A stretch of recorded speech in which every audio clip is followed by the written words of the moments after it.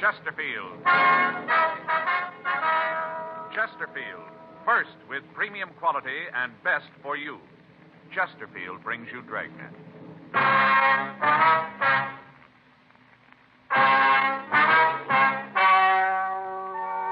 Ladies and gentlemen, the story you are about to hear is true. The names have been changed to protect the innocent.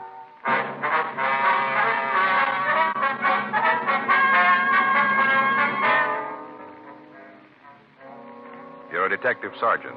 You're assigned to auto theft detail. You arrested one member of an organized ring of thieves. You're after the head man of the gang. Your job, get him. Here is Chesterfield's record with smokers, and important to you. No adverse effects to the nose, throat, and sinuses from smoking Chesterfield. That's the report of a doctor who has been examining a group of Chesterfield smokers for a full year and 2 months. Don't you want to try a cigarette with a record like this? Chesterfield. First with premium quality. Chesterfield. First choice of young America. And that's from a survey made in 274 colleges and universities. Try Chesterfields today. Chesterfield. Regular or king size. They're much milder and best for you.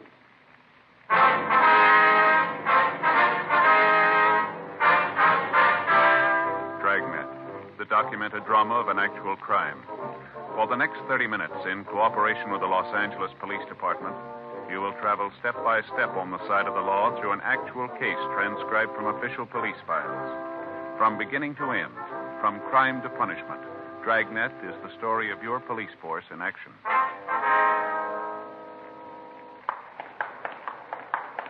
It was Wednesday, June 24th. It was warm in Los Angeles. We were working the day watch out of auto theft detail. My partner's Frank Smith. The boss is Thad Brown, chief of detectives. My name's Friday. We were at the main jail, and it was 8:14 a.m. when we got to the second floor, the interview room. Sit down, Sloan.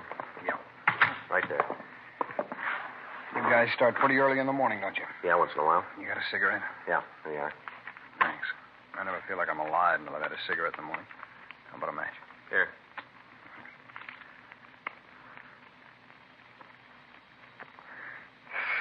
There's nothing like it, that first cigarette. All right, what's this all about? You know that as well as we do. A few questions we want to ask. All right, go ahead, ask. What's your part in the setup? I don't know what you're talking about. No, it won't work, Sloan. We got the whole story from Summers. Well, then what do you need from me? Just like to check out a few things. What do you mean you got the whole story from Summers? What did he say? Told us everything he knows about the setup. From what he says, you're the key man. Everything goes through you. He said that? Yeah. You believe him? Got no reason not to. That's why we're here. Get your side of the story. How much he tell you? Said everything he knows. Yeah, that figures. You get a guy with a yen like that, and as soon as the roof starts to drop, they spill their insides out. That's the trouble with doing business with hypes. You always run into it. Yeah, well, let's hear your side, huh? Sure. I knew going in if you locked Summers up, he'd break. Just a matter of time before he started seeing things and talked all over the place. Why don't you do a little of the same? I got no choice. Where do you want me to start? How about the beginning? It's as good a place as any, I guess. All right, who's the big gun in the setup? Well, you're not going to believe Well, this. why don't you try us? I don't know who he is. I haven't got the slightest idea, and that's the truth. You're asking us to buy the fact you work for a guy you don't know. I don't care if you buy it or not. That's the way it is. I don't know who the big man is. How'd he get your orders? He calls me. Where? My place. When? When I got something for him. How does he know? We got a set time each day. He calls in. He tells me what he wants done. I tell him what's going on. What happens if you want to talk to him and it's not the time? Nothing. I got to wait. How do you get paid? He calls me and tells me where to go. I show up there, and the dough's waiting. All right, now you start at the beginning. Give us the whole story. All right, I got in town about 6 months ago. Where from? Outside of Chicago. All right. I laid around town for a few days, and I got this rumble that maybe I can pick up a job. Where'd you hear it? Oh, just around. I couldn't tell you where it was. A word here, another one there. Just around. All right, go ahead. Well, I'm home one day, and the phone rings. I answer it, and the guy asked me if I wanted to go to work for him. I'm on my uppers, so I asked him what he wanted me to do, and he springs this car heist thing on me. I told him I wanted no part of it. Yeah. He kept on talking, kept telling me how it was such a sweet, clean racket, how we could work it without being tagged. Finally, I told him I might be willing to sit down and talk to him about it. Mm-hmm. He says no go. Said he didn't want anybody to know who he was, and that went from me, too. He told me he'd swing the operation on. What do you mean, swing it? Well, he said he'd tell me how to set it up, how to make it work, who to contact. Said he had the organization already, but he needed a man to take charge of the L.A. part of it. He told me that I was the guy he wanted. Well, Sloan, how'd he happen to come to you? I don't know. I did time when I was a kid for Grand Theft Auto. First time, I got off light. Where'd you do the time? New York State. All right, go on. Well, maybe you got a rumble about that. He knew that I was down. Maybe he figured that I was the guy to handle it for him. I don't know why. He just called. Did you have any idea who this man on the phone was? No.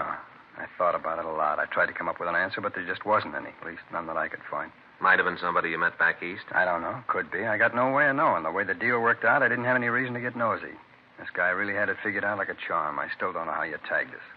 How about it? You tell me? You know better, Ned. Yeah, I suppose so. All right, go ahead. What happened after you talked to this guy? Well, I wasn't real anxious right off. I told him I'd have to think about it, you see. Yeah. Next day, he calls again. Told me he wanted to tell me the deal, lay it out for me. If I thought it was good, I could go along with it. Otherwise, we could call it quits. I was just about to get bounced out of my room, so I listened. We must have talked for about an hour. Yeah? That's when he laid it out for me. The way it looked, the plan couldn't miss. Wasn't anything he hadn't thought of all along the line. He had the leaks all plugged up tight, you see. All right. How'd this deal work? I thought Summers gave you the lineup. Yeah, he did, but we'd like to hear it from you, You all sure right? you ain't trying to con me into something? You said it yourself. You got no choice now, have you?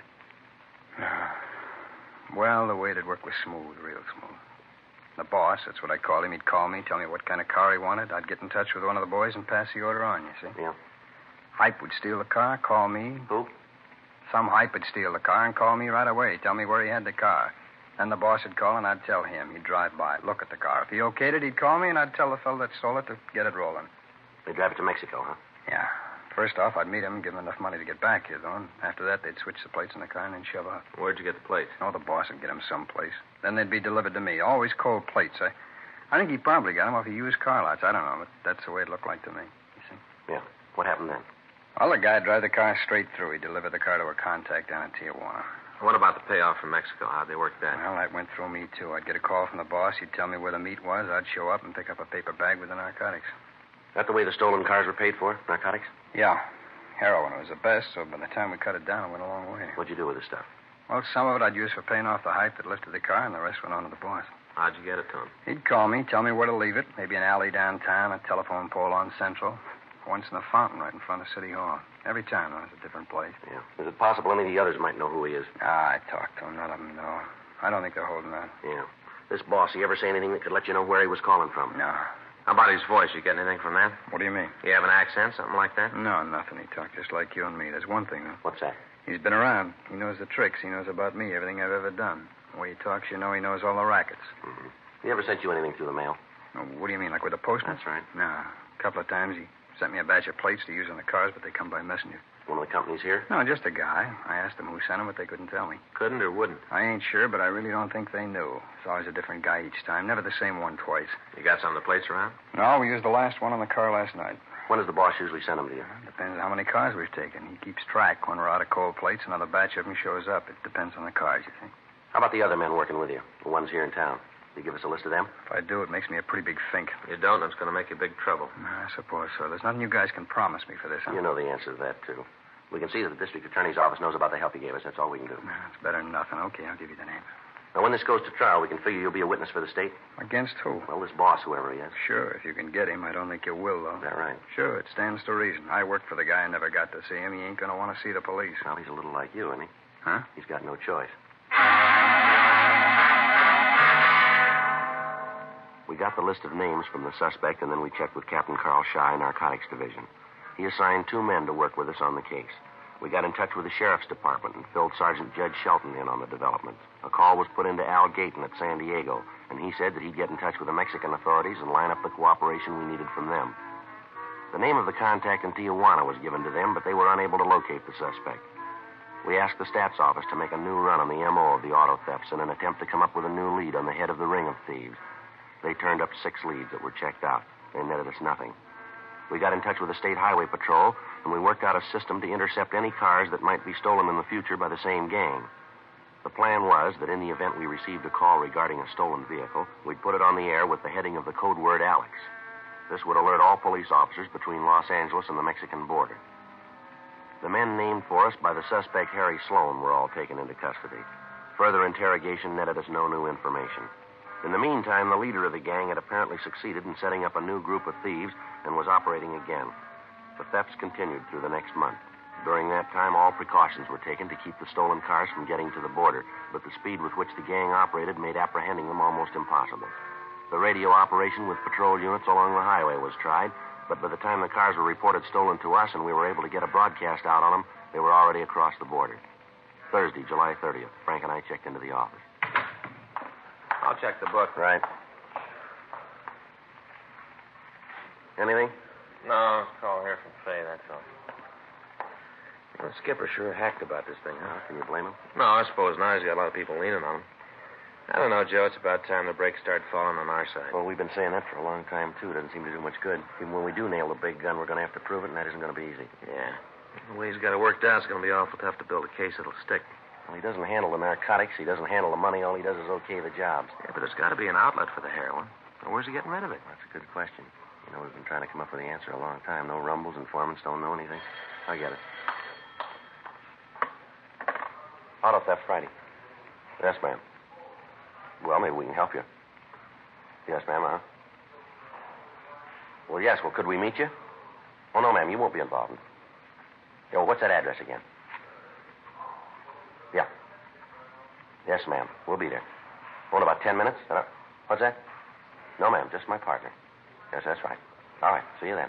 Right. Goodbye. Well, maybe this is a break. Who was it? Woman. She wouldn't give us her name. She said that wasn't important. She wants us to meet her. What about? Something to do with used cars.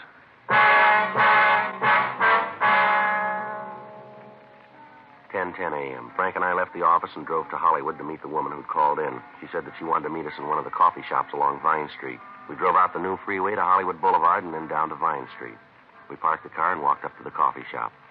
The girl on the phone had refused to give us her name, so Frank and I had no way of knowing who she might be. She told me to take a booth at the back of the restaurant and that she'd find us. Frank and I sat down and ordered a cup of coffee, and we waited. There was no sign of the caller. 11 a.m. She still hadn't shown up. We were about ready to leave when a tall woman, well-dressed, in her middle 30s, came in. She stopped at the door, looked around the place, and then she headed for our booth. Joe. Yeah, it might be. No, she's heading for the next booth. Are you from the police? What? Are you a policeman? No, why? Never mind. Are you from the cops? Yes, ma'am. I'm the one who called you and told you to meet me here. Yes, ma'am. I'm Joe Friday. This is my partner, Frank Smith. You got some way to prove it? Ma'am? Prove that you're cops. I don't want to talk to nobody who ain't cops. Yes, ma'am. Here's my ID card. Oh, yeah. That's you, all right. Yes, ma'am. How about you? Yes, ma'am. Here's mine. Oh, yeah. Oh, say, that's a real nice picture. You put on some weight, haven't you? Would you like to sit down, ma'am? We can get started on this. Oh, yeah, sure. Now, what was your name? You don't need that. It doesn't make any difference. All right. Will we order you something, maybe? Yeah, I'd like a Coke. All right. I'll get it, Joe. You make sure it's a real Coke, though. Genuine. All right, ma'am. I'm sorry I'm late. I got tied up. That's all right, ma'am. I wonder if we can get started. Well, I was across the street, waiting by the radio station. Yes, ma'am. Waiting for that singer. What's his name? You know who I mean. The cute one with the curly hair. Oh, I never can think of his name. Anyway, I was waiting for him to come out. He's doing a show over there, you know. He has a wonderful voice, and he's so cute. Uh-huh. Now, what's this all about, this thing you want to tell us? Crazy kids and their autograph books. I couldn't even get near him. Miserable. I wonder if we could get down to business here, ma'am. You said on the phone that you could give us some information? Yeah, I think I can help you out. It seems to me that you might want to talk to this man. What's his name? Well, maybe I ought to tell you about him first, and then if you want to know his name, I can tell you that. All right, ma'am. Go ahead. Here's your Coke, ma'am. Oh, thanks. That's good. It's cold.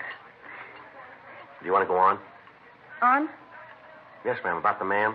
Oh, yeah. Well, there's this fella, and he's got an office in the building where I work. Where would that be? A corner of Hollywood and Dick Street. Right on the corner. 9th floor. Elevator's always out of order. Yes, ma'am. Well, he's got this office, and I see him a lot. You know, at the elevator?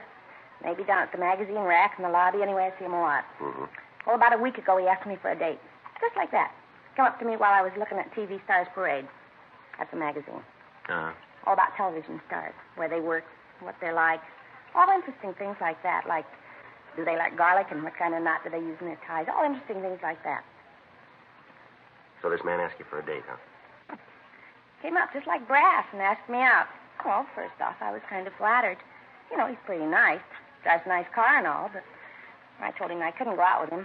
And then I told him that I thought he should be ashamed of himself.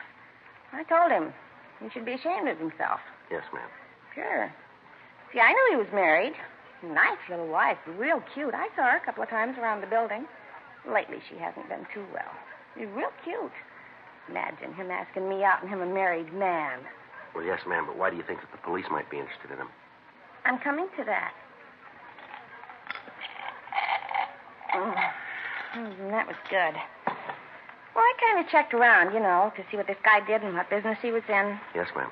He's in the used car business, sells old cars. I see. That's it. Sells used cars in an office building. Not even a lot. Nothing. There's a glass door. Is there any lettering on it? Yeah, I thought about that, too, but there isn't. No, that's all he's got. Just this little tiny office, desk, and a couple of chairs. Glass door. Well, ma'am, there's nothing illegal in that, Oh, yeah, but he doesn't have a license. No, sir, he doesn't have a license. Beg pardon? I work for a lawyer. Alphabetical filing, G to O. I asked my boss if you didn't have to have some kind of license to sell cars, and my boss says you do. This man doesn't have one. He goes out and buys these old cars and then fixes them up and sells them, and he doesn't have a license. Well, not only that, the men he sells the cars to. Oh, Why'd he say that? well, because I do, that's why. Always come in the office, and they sit there and talk, and then they leave. I've been in the hall sometimes, and they laugh, and they're real spooky guys, real spooky. Well, what's the matter, ma'am? Man that just came in, the one with the kind of blonde hair, you see him? Yes, ma'am. What about him? Isn't that... Oh, what's his name? I know it as well as I know my own. He stars in all those space things, like the Saturn Saga and the Martian Maniac that was on last week, and this fellow, that one that just came in. Well, he had on this kind of suit all covered with lights, a space suit. He was so cute. Yes, ma'am. Well, if you'll tell us the name of the man in your building, we'll check on him. Oh, there's more to the story. Ma'am? There's more. I'm not finished. All right, would you like to sit down and go on? Oh, yeah. Well, day before yesterday, I'm standing by the elevator, and one of this man's customers come out of the office. He walked over to the elevator. Mm-hmm. He reached into his pocket and took out a cigarette, kept the pack up here in the pocket up here. Here, with the handkerchief. Yes, ma'am. Well, when he pulled the pack out, he dropped a little package. Fell right on the floor, and he didn't see it. Right away, he got into the elevator and went down, and I went over and picked it up, a little tiny thing. Got it right here in my purse. I was going to give it to the man, and then I thought maybe I better come to you. I saw a picture of a thing like this in the newspaper once. Here it is. Well, you just look at that. There, you see? Yes, ma'am. What is it, Joe? Harold.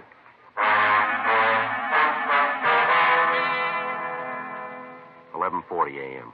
We continued to talk to the woman. She gave us the name of the man who ran the used car agency in her building, Ralph Holland. She also gave us a description of him and a description of the man she'd seen drop the narcotics. We went back to the office and checked the name through R&I. Holland had a record listing one arrest on suspicion of violation of the State Narcotic Act. The date of the arrest was August 17th, 1937. He'd been released for lack of evidence. We checked the name in the phone book and came up with a business and a residence address. He lived with his wife in a large tract out in the San Fernando Valley. 1:15 p.m. Frank and I drove out to talk with Holland's neighbors. They told us that the family was known and respected throughout the area. None of them could recount any actions that might cause suspicion. They told us the Hollands had lived in the house for the past 5 years, but that Mrs. Holland had said that the family was planning to move into town. From the neighbors, we found out that Mrs. Holland was a semi-invalid and rarely left the house. We called the office and arranged for a stakeout on the house, and then we drove back into Hollywood to talk with Holland's business associate. From them, we got the same story. Ralph Holland was a respected member of the community and was a member of several civic clubs. None of his friends could tell us much about his business activities. We did learn, however, that many of his friends couldn't figure how the family could live at the scale that they did. They said that Holland had a good business, but they couldn't see how he could afford the new cars that he drove or the new house he was planning to move into.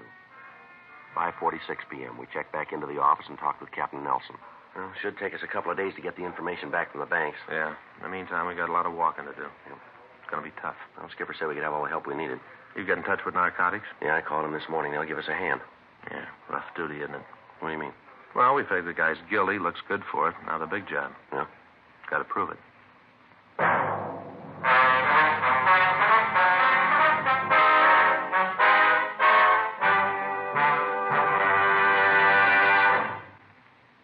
You are listening to Dragnet, the authentic story of your police force in action.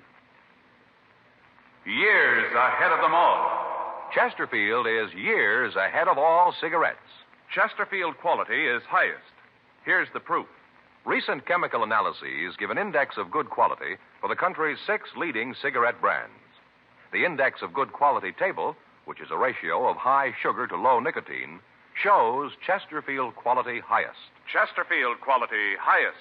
15% higher than its nearest competitor. Chesterfield quality highest.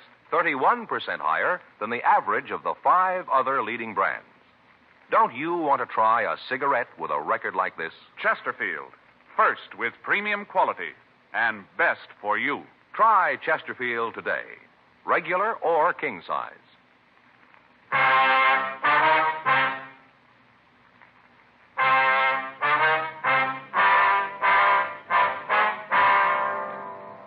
Friday, July 31st, the legwork started. 2 teams of men were assigned from auto theft detail to help us, and narcotics sent 2 more teams to work with us. For the next 3 weeks, Ralph Holland was kept under 24-hour surveillance. A stakeout was maintained on his house and on his office. His business records were checked. From these, we came up with an estimate of what the suspect's income was. Then we began to check his expenditures. As a result, we found that he had control of at least $250,000 that his business could not account for. Everyone who visited the Hollands, either at their home or at his office, was checked on.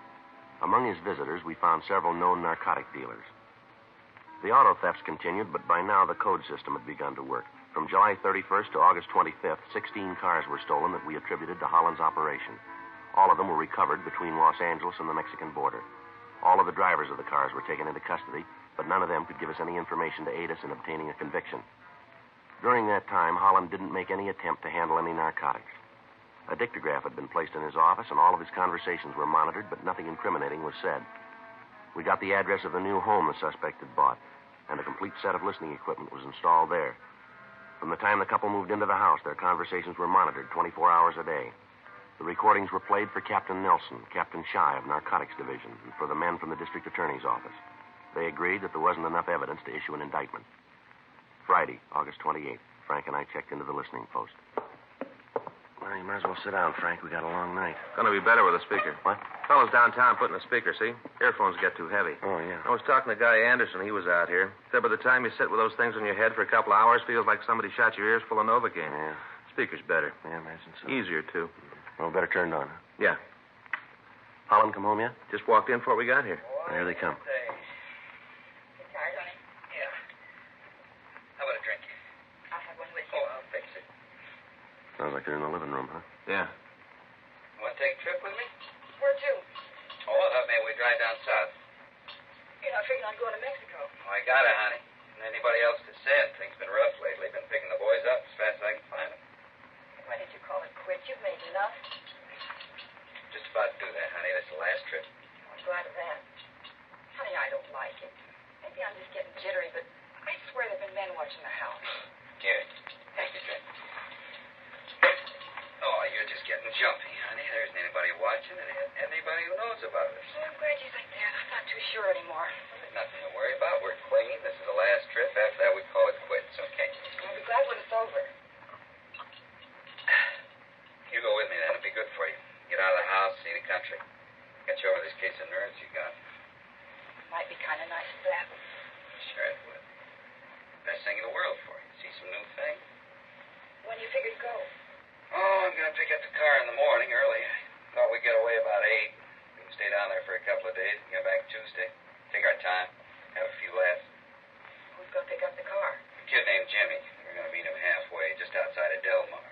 I'll take the car from there. Well, like I said, I'll be glad when it's over. I know how you feel, honey. I give you my word. Tomorrow, that's the end of it. Well, let's hope he's not kidding.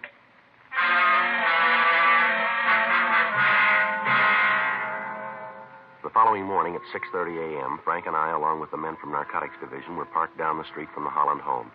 At 8:36 a.m., we saw the couple come out of the house and get into Ralph Holland's car. They drove out to Sepulveda Boulevard, and they turned south. All units of the state police had been notified to watch for the car. Members of the sheriff's department were stationed along the road just outside Del Mar. If we could take Holland into custody while he was in the possession of a stolen car and confront him with the stories of the 2 suspects we picked up earlier, George Summers and Harry Sloan, we felt that there was a good chance that he might confess. In any event, we'd be able to bring him to trial on a grand theft auto charge. The meet was made with the man who'd stolen the car as scheduled, and Holland started to drive south to the border. Men from the sheriff's department took the thief into custody, and we followed Holland. About 4 minutes later, he pulled the car over to the side of the road in front of a small coffee stand. He and his wife got out of the car, and they went into the place. We drove by, and then we doubled back and parked about 100 yards up the road from the stand. All right, let's go. The boy should be around back by now. Yeah. All right, come on. Down at the end of the counter. Yeah. You Ralph Holland? Yes, what do you want? You driving that green Buick out there? Yeah, so what? Wonder if we can see the registration papers on the car. What for? Police officers. We'd like to see the registration.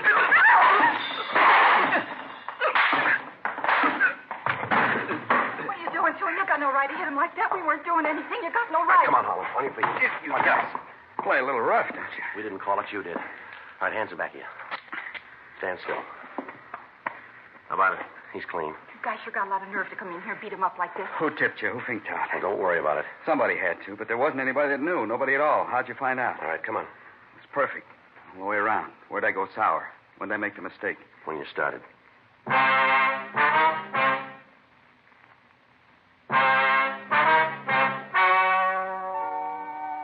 story you have just heard is true. The names were changed to protect the innocent. On January 14th, trial was held in Department 89, Superior Court of the State of California, in and for the County of Los Angeles. In a moment, the results of that trial. Now, here is our star, Jack Webb.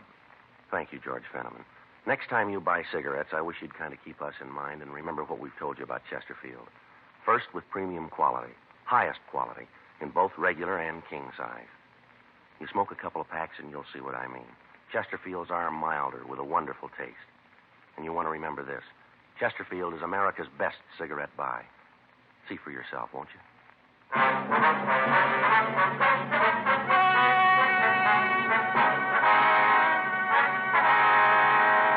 Ralph P. Holland was tried and convicted on 12 counts grand theft auto. His wife, Mildred R. Holland, was tried and convicted of 1 count grand theft auto. 7 other members of the gang were apprehended and brought to trial on the same charges. They all received sentences as prescribed by law. Grand theft auto is punishable by imprisonment in the state penitentiary for a period of not less than 1 or more than 10 years. 4 suspects were apprehended and tried on charges of violation of the State Narcotic Act, a felony. They were convicted and received terms as prescribed by law. Violation of the State Narcotic Act, a felony, is punishable by imprisonment in the state penitentiary for a period of not less than 1 nor more. You have just heard Dragnet, a series of authentic cases from official files. Technical advice comes from the Office of Chief of Police W.H. Parker, Los Angeles Police Department. Technical advisors, Captain Jack Donahoe, Sergeant Marty Wynn, Sergeant Vance Frazier. Heard tonight were Ben Alexander, Stacey Harris, Virginia Gregg, Vic Perrin. Script by John Robinson. Music by Walter Schumann. Hal Gibney speaking. For a million laughs, tune in Chesterfield's Martin and Lewis show Tuesday on this same NBC station. And sound off for Chesterfield. Either regular or king size, you'll find premium quality Chesterfields much milder. Chesterfield is best for you. Chesterfield has brought you Dragnet, transcribed from Los Angeles.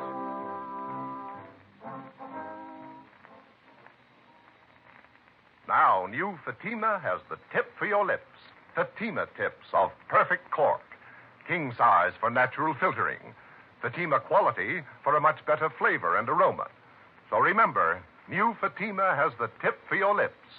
Fatima. See how smooth they are. Remember, Fatima is made by the makers of Chesterfield, Liggett and Myers, one of tobacco's most respected names.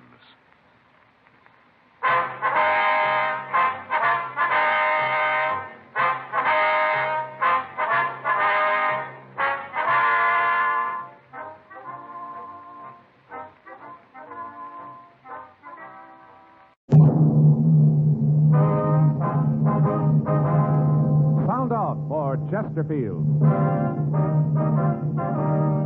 Chesterfield is best for you. First cigarette with premium quality in both regular and king size. Chesterfield brings you Dragnet.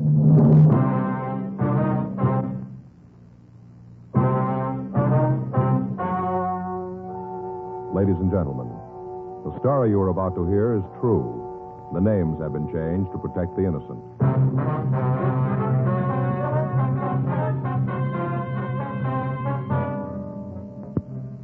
You're a detective sergeant. You're assigned the homicide detail. You get a call from a friend who's been offered $5,000 to kill a man. He can't tell you who made the offer. He does tell you that no matter what happens, the man is going to be killed. Your job? Stop it. Years ahead of them all. Chesterfield is years ahead of them all. The quality contrast between Chesterfield and other leading brands is a revealing story. Recent chemical analyses give an index of good quality for the country's 6 leading cigarette brands.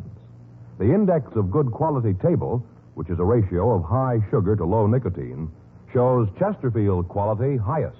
Chesterfield quality highest. 15% higher than its nearest competitor. Chesterfield quality highest. 31% higher than the average of the 5 other leading brands. Yes, Chesterfield is first with premium quality in both regular and king size. Don't you want to try a cigarette with a record like this? Chesterfield.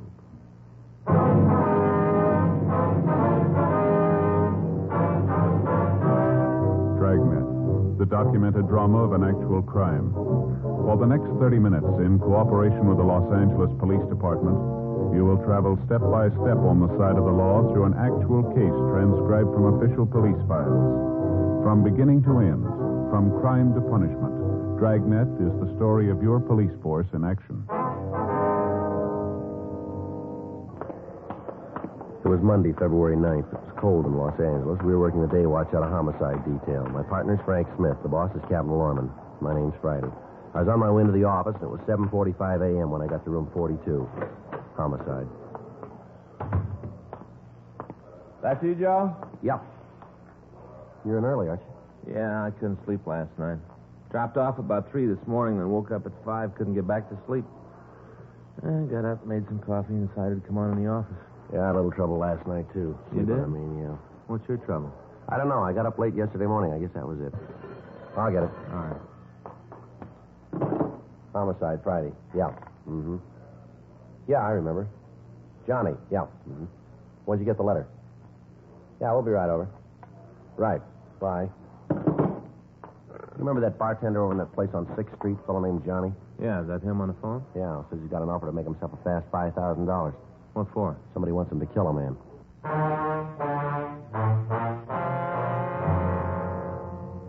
8:10 a.m. Frank and I drove over to John Bronson's apartment. He lived in a new development on Wilshire Boulevard. We checked the nameplates in the lobby of the building, and then we went up to apartment 6B. We rang the bell and waited. Hiya, Joe, Frank. Come on in. All right, John. What's that, John? Kind of early to get you guys over here, but I got worried about it and figured I better talk to you. Uh-huh. You want to tell us what it's all about? Yeah, come on out in the kitchen. I got some coffee made. Okay. Yeah, sit down there. I'll pour you a cup of coffee. Fine. Good, huh? Well, it started last night. I guess it was about 10:15. Payphone in the bar rang, kept ringing. I went over to answer it. Fellow on the other end asked for Johnny. Yeah? Told him it was me, and then he hit me with a deal. First, I thought he was kidding. What'd he say? Well, he asked me if I wanted to make a fast $5,000. Of course, I told him, yeah. Then he sprung the snapper, said he wanted me to kill this guy, a fellow named Wilhelm Ulrich. You know this Ulrich? No, never laid eyes on him. First time I even heard the name. Okay, go ahead, John. Well, this guy on the phone started to lay it out. Told me how he wanted it done. Here's your coffee. Thank you. I asked the joker who he was. He said it didn't matter. All that counted, he said, was that I knock off this Ulrich guy. Yeah. I told him I didn't know who the man was, that I didn't know where to get in touch with him to kill him. You know, kind of going along with the gag all this time, thought it was a joke. Uh-huh. Well, this fellow on the phone said he'd give me all the dope I had to have, said I'd get it in the mail this morning. Yeah. Came special delivery just before I called you. Special. Uh-huh. You got the letter, have you? Yeah, I got it in the other room. I'll get it for you. All right, I'll go with you. John, how much have you handled the letter? Well, I opened it up. I didn't know what was in it. Mm-hmm. If I'd have known what it was, I wouldn't have touched it at all, but I didn't know. I looked at it when I found out what was in it and figured I better call you. Couldn't see any way to tell who sent it. Maybe you can when you see it. Mm-hmm. When I saw what it was, I didn't touch it anymore. Mm-hmm. Well, let's see here. Money. Yeah, 5 $100 bills. And what's the letter say? Just a minute. Just by the edge here. I don't want to... It says, Johnny, here's the down payment. You'll get the rest when you finish the job. The name is Wilhelm Ulrich. The address is 2192 Vine Street, Hollywood. It's written on a typewriter. No signature. That's it. Let me see it, will you? Oh, you can see it here. First off, I thought the whole thing was a joke. I didn't believe it. You know, I just thought it was some drunk trying to be funny. We get calls like that all the time, guys trying to be funny. Yeah. And when I got this letter, I got scared. I ain't going to kill nobody, especially somebody I don't even know, not for no 5,000. Did you recognize the voice on the phone, John? No, I don't think I ever heard it before. You got any idea why he'd call you? No, I've been clean. I haven't got a record. Nothing like that. I run a clean place. Never done anything that could tie me up with the rackets. Yeah, we know. Well, maybe I ran a little booze during Prohibition. Not much, just a little. Everybody was doing it then, but I'm clean now. Joe, there's a postmark here on the letter. It's mailed in Hollywood. Yeah, I saw that. We can check the postal authorities on the mailbox number, find out when it was picked up, huh? Time on it here is 11. Looks like 11:45 last night. That's the time. Uh-huh. You sure that you don't know Ulrich, John? It's possible that he's been in your bar sometime, maybe, huh? Well, that'd be hard to say. We do a good business. Lots of people come in I don't know. You know, just come in once in a while. I wouldn't know who they were. They keep quiet, and I ain't getting nosy. Yeah. Well, we're going on back to the office. You'll probably hear from the caller again, Johnny, and as soon as you do, you let us know, will you? You going to see this Ulrich fellow? Yeah, we'll talk to him. Might be better if you don't say anything about this to anybody, John. Oh, don't worry. I won't.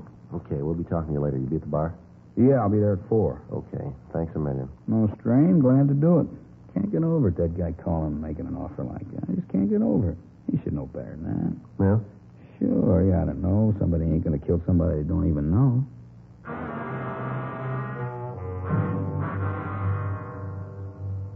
We drove back to the city hall and turned the letter over to the crime lab to see if they could find any physical evidence to help us identify the writer. We ran the name Wilhelm Ulrich through R&I, and we found no record.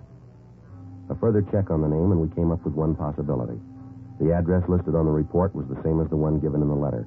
We pulled the package and checked it. Let's take a look at it. All right. Now, let's see. There's a crime report and a statement here. Report from Georgia Street Receiving Hospital.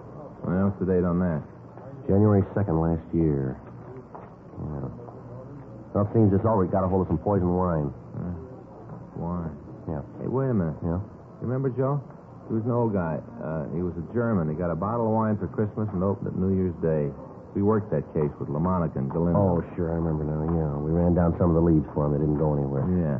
That was the one where he didn't know where the wine came from, isn't it? Yeah. Nothing came from it. The leads didn't go anyplace. As I remember, he's a nice old guy. I wonder why somebody's after him. I don't know. Last time we couldn't find anybody with a motive. Well, there's one someplace.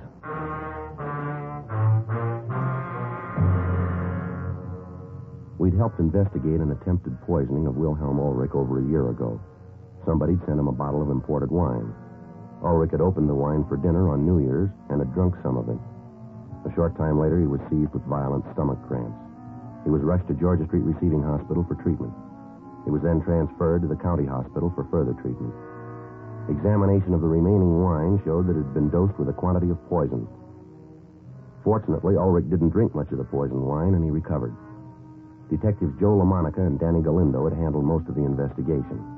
We'd helped them briefly in checking out some of the leads that they'd gotten. We checked with them again on the case. From the crime report, we got a list of the people that the two officers had interviewed. We checked with them, and they gave us as much personal information as they could. 1:15 p.m. We drove out to see Wilhelm Ulrich. We found him in the yard digging in a rose bed. No, I can't understand it. I never quite believed that about the wine, sir. Well, why do you say that, Ulrich? Well, I found it hard to believe in my heart that anyone would want to do me harm. I have no enemies. No one that hates me enough to want to kill me. I'm sure of that. Well, I'm afraid you could be wrong about that, Ulrich. The officer said that before. Somehow, though, I just can't believe it. I've nothing anyone would want to kill me for. All of the people I know are my friends. We all get along. Yes, sir. Look at that. Isn't that a beautiful rose? Such loveliness. Mm-hmm. No? I'm sorry, officers. You're mistaken about this. I wonder if we could talk to you in the house, sir. Yes, that might be better. I could make you a cup of hot tea if you'd like. No, sir, thanks. Just the same. Have you officers had lunch yet? Yes, sir, thank you. Oh, thought maybe you'd like a sandwich. Just got some liverwurst from a little place downtown. German, excellent food. Mm-hmm. Here, I'll get the door. Just sit down any place. I have to get the dirt off my shoes. Martha would be very angry if I tracked dirt around. Martha, that's your daughter, isn't it? Yes. She comes over every couple of days and straightens up the house for me. Wonderful girl, Martha. I don't know what I'd do without her. Yes, sir. Now, there's a couple of things we'd like to ask you. Certainly. Anything I can do to help. Well, we'd like to go over the information on the report here. Is that from the last time? The time of the wine? Yes, sir, that's right. All right. You just ask anything you want. I've got nothing to hide. All right, sir. We checked the crime report you filled out last year. Now, has anything changed in your family since then? No. You gentlemen still working on that? Well, yes, sir. We have another matter to discuss here. Oh, there's one thing that has changed. What's that, sir? The part here about me running the business. Mm-hmm. That's changed. I still run it in a way. I still supervise it, but Robert, he actually runs it. Oh, Robert. You mean this name here, Robert Davis? Yes, he's my son-in-law, Martha's husband. He takes care of the business now. He's a good boy. Marta's lucky to have him. How long has your son-in-law been running the business, Mr. Ulrich? Well, let me see. It's been about 8, 9 months. He took over right after I got out of the hospital. He's done wonders with it. Wonders. How's that, sir? Modernized it. Changed it all around. Had one of those efficiency experts come in and study the people.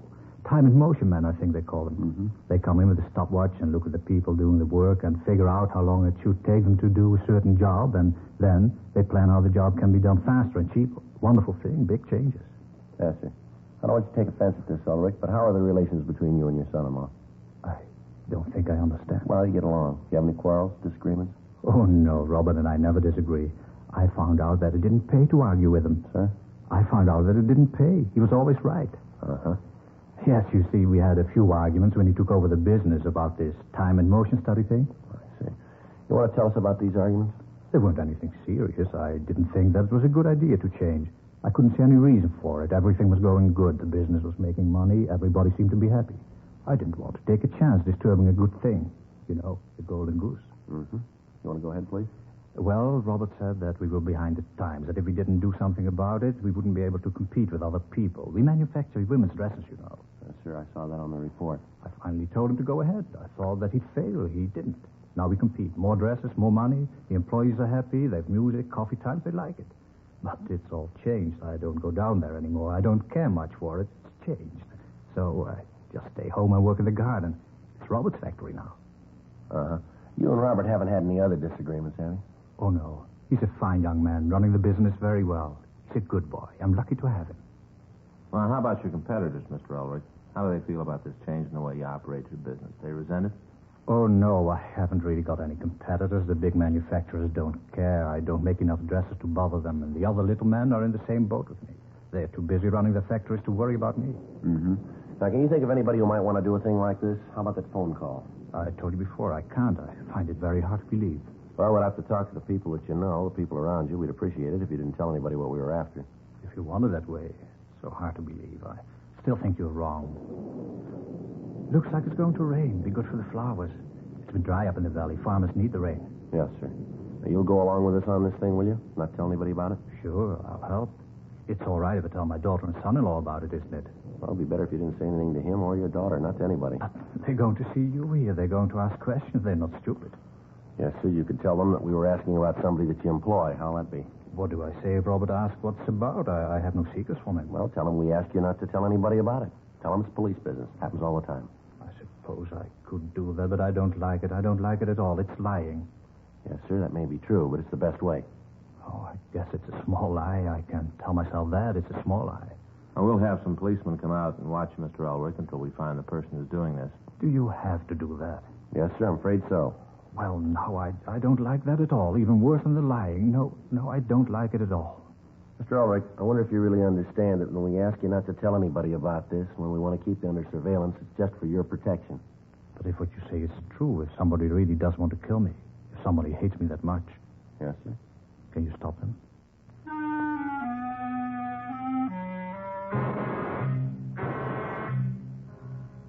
We called the office and had a team of men sent out to keep Wilhelm Ulrich under surveillance.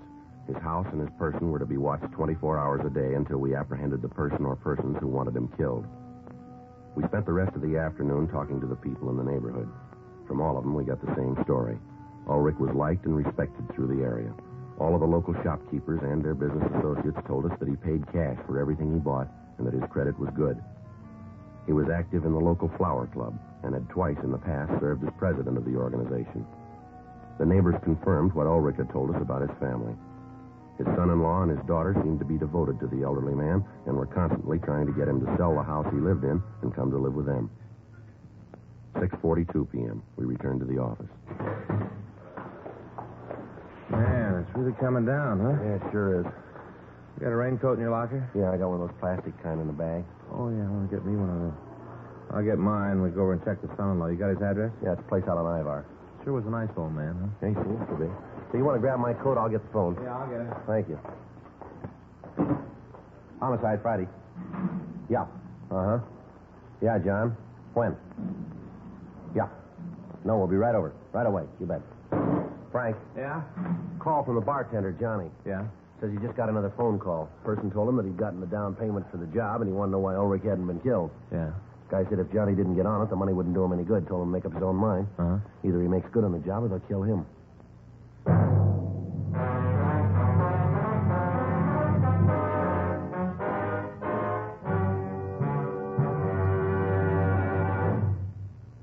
You are listening to Dragnet, the authentic story of your police force in action. Chesterfield is best for you. Listen to Chesterfield's record. For a full year and 2 months, a doctor has been making regular examinations of a group of Chesterfield smokers, and he reports no adverse effects to the nose, throat, and sinuses from smoking Chesterfields. Don't you want to try a cigarette with a record like this? Chesterfield. First with premium quality in both regular and king size. Chesterfield. First choice with Young America. And that's from a survey of 274 colleges and universities. Try Chesterfields today. Remember, Chesterfield is America's best cigarette buy.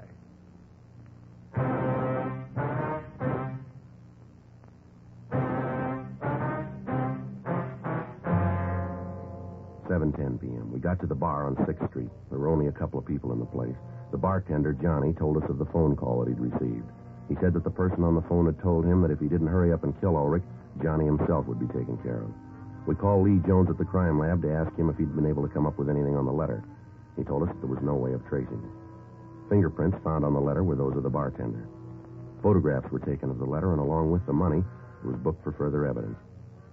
We'd gotten in touch with the postal authorities, and they said that they'd give us assistance. They gave us the location of the box where the letter had been mailed, and they said they'd try to find out who sent it. We arranged for a stakeout on the bar, and then we called the men at Ulrich's home. They told us that the son-in-law, Davis, and Ulrich's daughter had been there, but that no one else had seen or spoken to the elderly man. 9:32 p.m., Frank and I drove out to check on Robert Davis. We got to the apartment house and rang the bell to the manager's room. Yes? Miss Franklin? Yes, what is it? Police officers, ma'am. We'd like to talk to you if we could. Oh, well, I suppose it's all right. Come on in. Thank you very much. Thank you very much, ma'am. It's my partner, Frank Smith. My name's Friday. What is it you wanted to see me about? Oh, we'd like to talk to you about one of your tenants, please. Oh? Which one? I bet I can guess. Ma'am? It's about that couple on the 5th floor, isn't it? The Radcliffes. It's them, isn't it? No, ma'am, it isn't. We'd like to talk to you about a Robert Davis and his wife. The Davises? Yes, ma'am. Why, never thought it. Should be the Radcliffes, the way they carry on. The Davises. Well, I'd never thought it. What do you want to know about them? Well, it's just a routine investigation, ma'am. Can you tell us how long they lived here? Well, see now. It's been almost 6 years. They've been in the building, yeah. Yeah, 6 years, anyway. I haven't always lived in the same apartment, though. Ma'am? When they moved in, they was in a little apartment on the 2nd floor, living room, the pull-down bed, little bitty place. And then they moved up to the 6th floor, 2-bedroom, nice place. Nice people. The Davises, oh, I've never thought it. Do they have any close friends in the building, would you know? Well, not Mr. Davies. He's kind of the quiet type. Never has much to do with anybody. He keeps to himself. Mm-hmm. Now, Mrs. Davis, that's a different thing. She's a living doll. She's nice to everybody and so sweet. Never had a harsh word for anybody. Always a smile. I think Mr. Davis thinks he's too good for anybody. He always seems kind of snooty. Yes, ma'am. Do you ever have any arguments with anybody in the building that you might know of? Well, he's had a few arguments like everybody else does. Like I said before, he thinks he's too good for anybody. He thinks he's better than anybody. He's got no right to either. Ma'am? Why, he owes half the people in the neighborhood money. Way behind his bills. Owes me a couple of months' rent. Never seems to be able to pay anybody he owes. I talked to the milkman, owes him for a month back.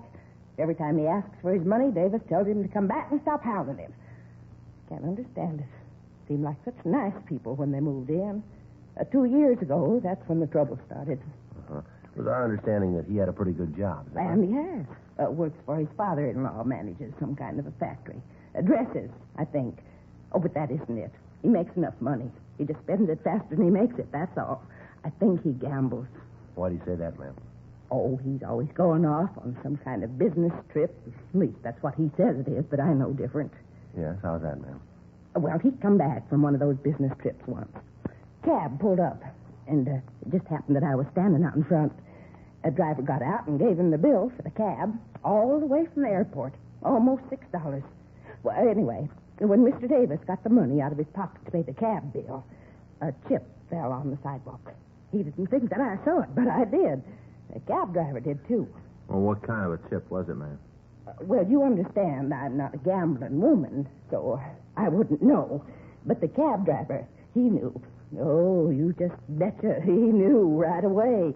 He picked up the chip and handed it back to Mr. Davis and said something about being in Las Vegas, kind of kidding, you know. Yes, ma'am. Well, I've seen Mr. Davis get upset, but never like that. He grabbed the chip away from the cab driver and told him to mind his own business. Said that he'd had the chip a long time, that it didn't concern the cab driver. He was real mean. Uh-huh. And then at night, well, the argument that he and the missus had, I never in all my days heard anything like that. Well, what happened, ma'am? Well, you understand that I just happened to be in the hall. I was making sure that the lights on the floor were all on. Those bulbs are always burning out, and I was checking them, you know. Yes, ma'am. Well, anyways, I hear this argument coming from the Davises' apartment. Mrs. Davis is telling how she isn't going to stand for it anymore. Mr. Davis better settle down and get to work and stop this foolishness. She didn't come right out and say what foolishness, but I could tell. It was his gambling, that's what it was. Yes, ma'am. Is there anything else that you could think of that you could tell us about the Davises? No, I don't think so. I'm kind of surprised, though. I don't like him, but I never thought that he'd have the police after him. Well, we're just conducting a routine investigation, Miss Franklin. Oh, now, you don't have to play cagey with me. I know about you, policeman. You and your routine investigations. You ain't fooling me. You want him for something. Now, what is it? Can you tell me? Ma'am, it's just police business, just routine. We'd appreciate it if you didn't say anything to anybody about us being here. Oh, sure, I'll go along with you. I won't tell a soul, not a living soul. Thank you very much, Miss Franklin. I'm going to leave you our card. We'd appreciate it if you give us a call if anything comes up. Uh-huh. Michigan 5211, is that right? Yes, ma'am. You just ask for the homicide division. It's written All down right, there. you just bet I will. Now, I'd be glad to help. I'm just glad to. All right, fine. One thing, though. Yes, ma'am? Are you sure there ain't nothing that you want those people on the 5th floor for, the Radcliffes?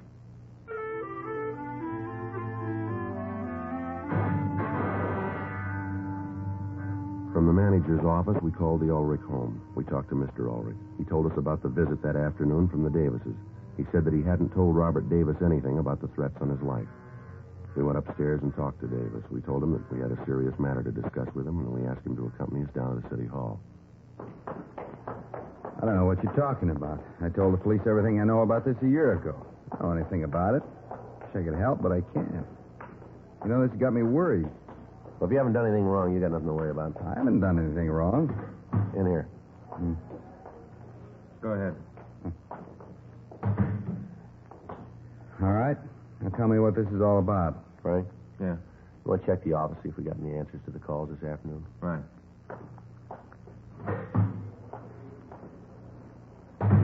You got a cigarette? Yeah. Help yourself. Well, let's get to it, huh? I gotta get home and get some sleep. I got a rough day tomorrow. This won't take very long. How do you get along with your father-in-law? All right, why? Like to know? Well, I don't see how that concerns you, but you asked, so I'll tell you. We get along fine, me and the old man. We get along just great. Does that make you happy? That's not the point.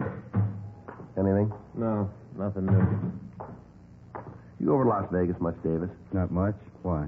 How often would you say you went over there? Maybe a couple times a year, not any more than that. When was the last time? What's so important about when I was in Vegas last? You guys spent a little more time finding out who's trying to kill my father-in-law, less time asking questions that don't make any sense. You'd be doing a better job.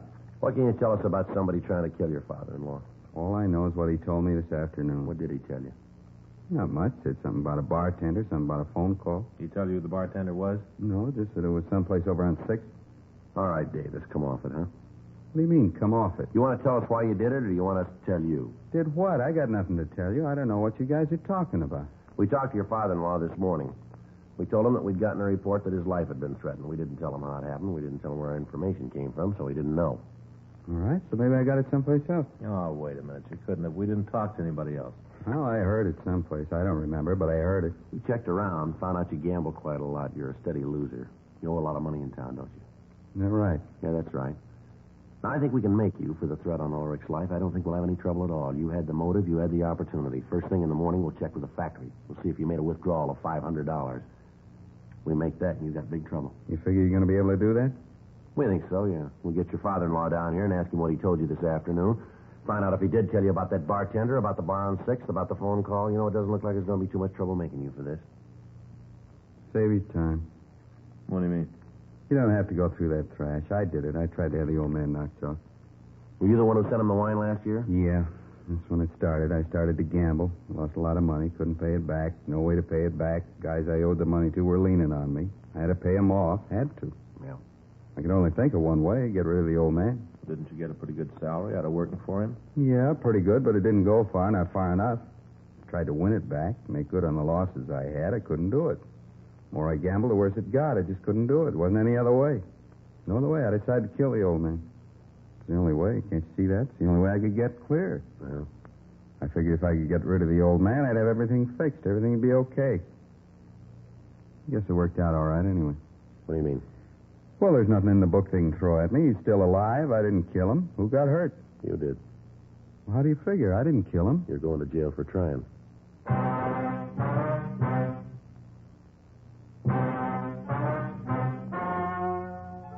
The story you have just heard is true. The names were changed to protect the innocent. On June 18th, trial was held in Department 89, Superior Court of the State of California, in and for the County of Los Angeles. In a moment, the results of that trial. And now, here is our star, Jack Webb. Thank you, George Fenneman. I want to thank all of you for your interest in Dragnet. Thanks very much for your letters. We really appreciate them, and we'll try to keep right on giving you the kind of a show that you like. I want to thank all of you, too, who have switched to Chesterfield. I know you're going to like them, and I know you'll find they're best for you. Now, you folks who haven't tried Chesterfield, I'd like you to pick up a carton tomorrow. Chesterfield. It's a great smoke.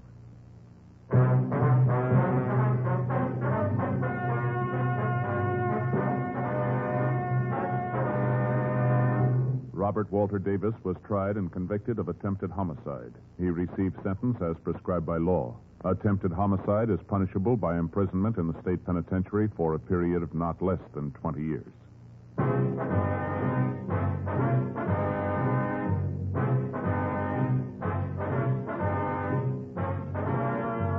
You have just heard Dragnet, a series of authentic cases from official files.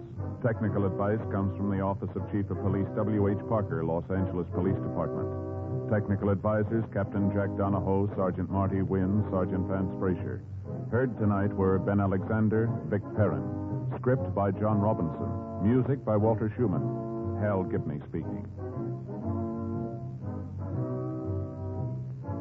For a million laughs, tune in Chesterfield's Martin and Lewis show Tuesday on this same NBC station. And sound off for Chesterfield. Either regular or king size, you'll find premium quality Chesterfields much milder. Chesterfield is best for you.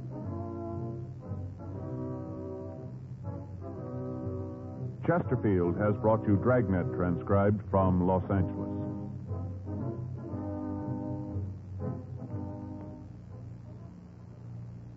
Now, new Fatima has the tip for your lips.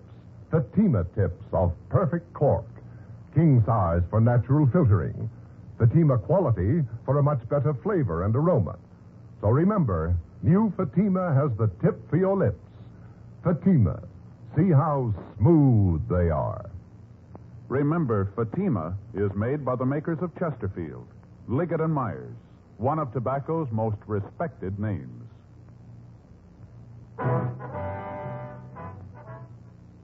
Tonight, it's Adventure with Barry Craig on NBC.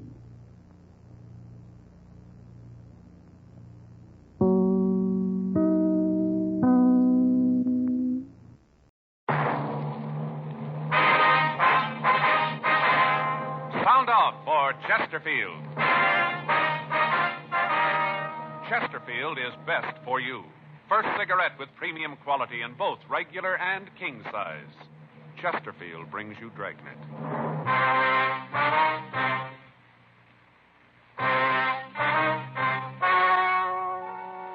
Ladies and gentlemen, the story you are about to hear is true. The names have been changed to protect the innocent.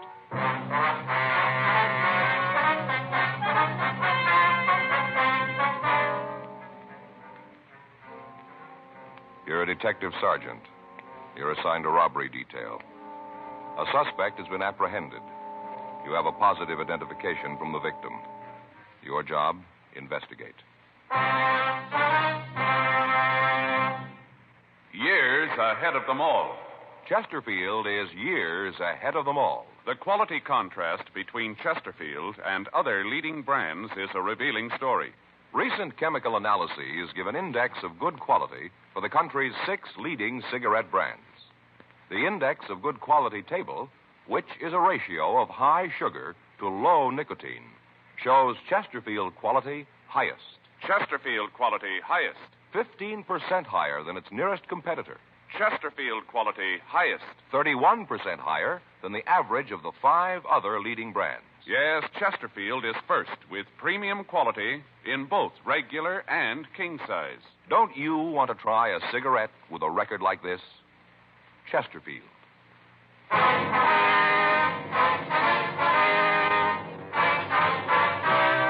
Dragnet, the documented drama of an actual crime.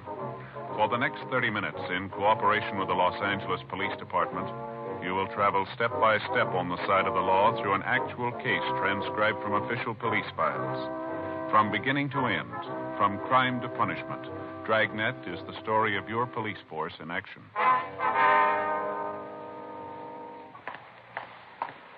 It was Wednesday, June 3rd. It was hot in Los Angeles. We were working the day watch out of robbery detail. My partner's Frank Smith. The boss is Captain Didion. My name's Friday.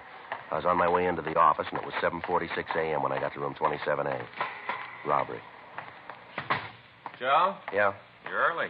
Yeah. I got to run over to Georgia Street Receiving Hospital. What's the matter? I don't know, Frank. I started to get headaches last night. I couldn't sleep. A ringing in my ears. I don't know what it is. Now, hold on. Stay right there. What? It's got up my locker. I'll get it for you. What are you talking about? The headaches get worse when you move. What?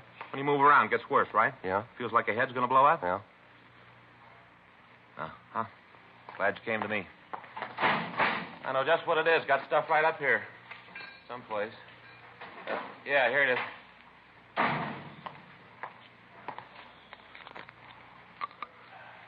There you are, Joe. Take 2. Fix you right up. What is it? Salt. Salt? Salt. That's your trouble. You don't get enough salt. Same thing happened to me last summer. Ever since then, I always keep a bottle of salt tablets right in my locker. Always ready. Take 2. Fix you right up. Well, I don't know. You got a penny? What for, a cup? Now, wait a minute, Joe. We're not going to drink that water anymore. No? Just a minute.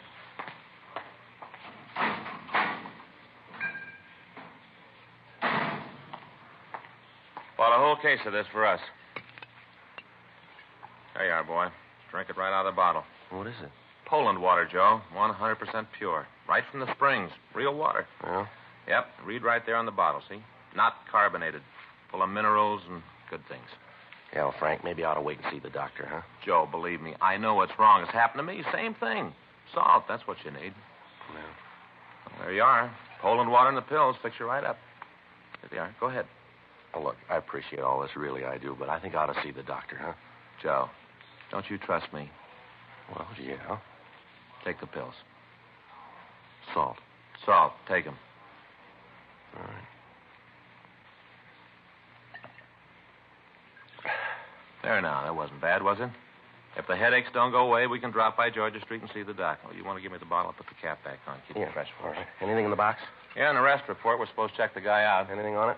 Held up a grocery store at the corner of 7th and Francis a week ago yesterday. When'd they pick him up? Last night. Victim saw him on the street and called a radio car, took him into custody, and then booked him. Well, let's go talk to him. I'll see what he's got to say. After we get through, we can drop by the hospital if he's still got the headaches. It shouldn't take too long. Well? Sure, guy's already confessed.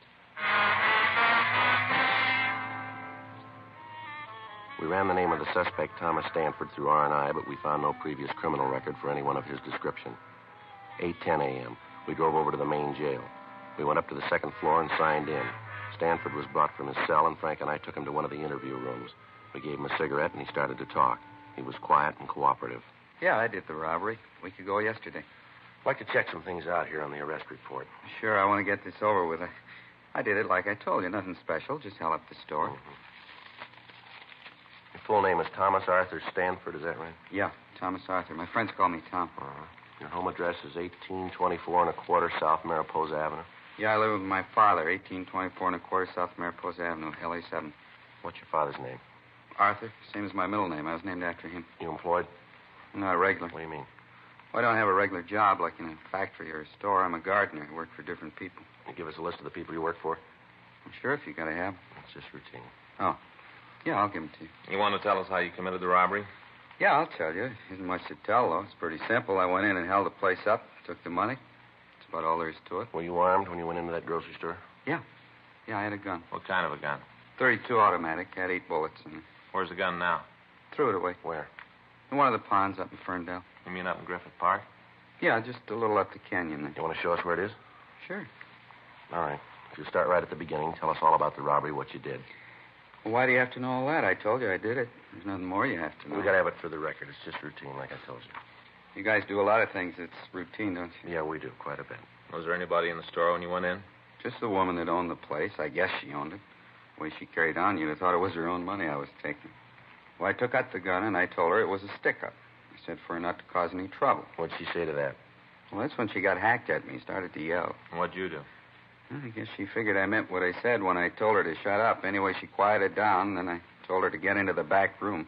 They got this little room where they keep the empty Coke and the beer bottles. I told her to get in there. Did she? Yeah, she went into the room, and I locked the door from the outside. And I went to the cash register and punched the no-sale button and took the money. After that, I left the store. You didn't have the money on you when they picked you up last night. Where is it?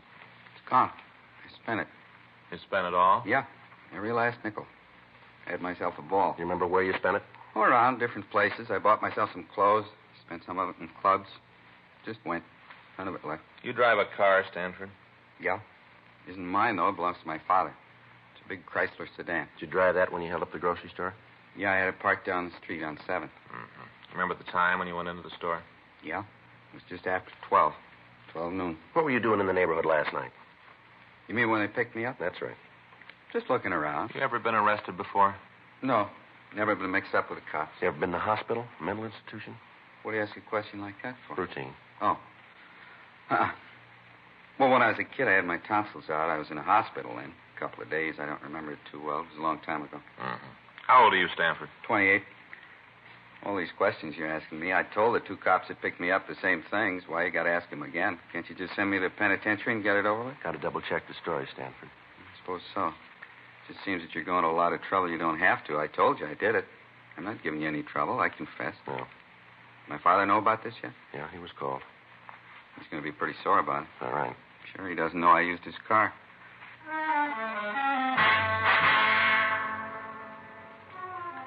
9:15 a.m.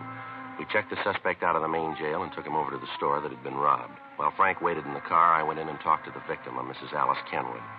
I told her that we'd bring the suspect into the store and ask him several questions about the robbery. During that time, I told her that we wanted her to observe the suspect so that she could give us a positive identification.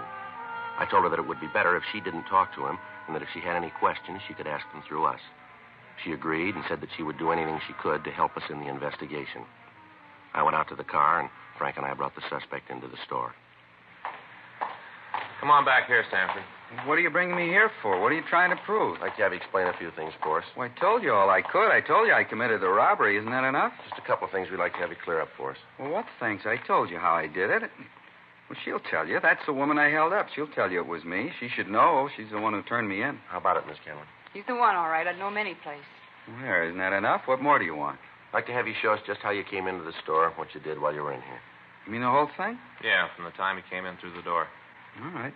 Take these handcuffs off, and I'll show you. You can show us with them on. It's got to be that way. It's going to make it tougher. Go ahead. Yeah. Well, I came in the door. I came in, and she was standing behind that counter. You mean Miss Kenwood? Yeah, her. She was standing behind the counter. I walked over to her. I showed her the gun. Told her it was a stick-up. Told her I wanted the money. That's right. He pointed the gun at me. I thought he was going to shoot. All right, go ahead, Stanford. Well, she started to yell, told me to get out of the store. Certainly I yelled at him. You think I want anybody coming in here and waving a gun around? Oh, if my husband was here, he'd show you good. See what I mean? I never saw a woman that could yell so much. Go ahead, Stanford. What'd you do then? Well, I told her if she didn't keep quiet, I'd have to shoot her, and then I told her to get in the room now, and back. just hold on a minute. He's not only a thief, but he's a liar, too. Ma'am? That's not what he did at all. What do you mean, Mrs. Kenwood? He didn't tell me to get into the back room. There ain't any back room. How about that, Stanford? You're going to listen to her. I'm the one that robbed the place. She didn't. I guess I know what I did. All right, let's take a look back here. Come on. What's behind this curtain here, Miss Kenwood? Just a little space where I keep my empty bottles. Goes right out onto the alley. Yeah, see, that's where I put her. That's where I told her to stay. Mm-hmm. And you said you locked the door. There's no door there. I got confused. It doesn't make any difference. I told her to get back there and stay there until I was out of the store. That's a lie. You did no such thing. You told me to get down on the floor and cover my face. Then you went over to the cash register and you took the money. I didn't move. Didn't want to give you any trouble the way you were waving that gun around. It's a wonder you didn't try to kill me. The way you're yakking that up, I should have done it. All right, that's enough. Frank? Yeah. You want to take Stanford out to the car? I'll be right with you. Yeah, okay. Come on, Stanford, let's go. I don't know what you got to go through all this for. I told you I did it. I never saw anything like it before. You can't even confess around here. Nobody believes you. Miss Kenwood? Yes, officer. Are you sure that's the man that held you up here? I said it before. I'm positive. There isn't any doubt in my mind. Uh-huh. Now, you heard what he said, how he said he robbed you. Is that the way it happened? Well, everything was the same except where he said that he put me in back there. That wasn't true. He made me lie down on the floor right there. Told me to stay still for 5 minutes, not to move. Said that if I caused any trouble, he'd come back and shoot me. Mm-hmm. I think he's crazy. Anybody who'd wave a gun around like that, it's terrible. I wish my husband was here. He'd show that snip. He's in the Army, you know, my husband. Yes, ma'am. Awful thing. Him overseas getting shot at and young punks like that roaming around the streets with guns, threatening people. It's a terrible thing. Now, this is pretty important, ma'am. I want to ask you once more. You're sure that's the man who held you up? How many times do I have to say it? I've told you that it is. He admitted himself. What more do you need? Well, I don't know, ma'am. There's just something here that isn't right about the whole thing. Doesn't make any difference. He's the man. There's no mistake about that. Oh, you just let me know when you want me in court. I'll be there. I want to see him get what's coming to him, every bit of it. Yes, ma'am. So do we, if he's the right man.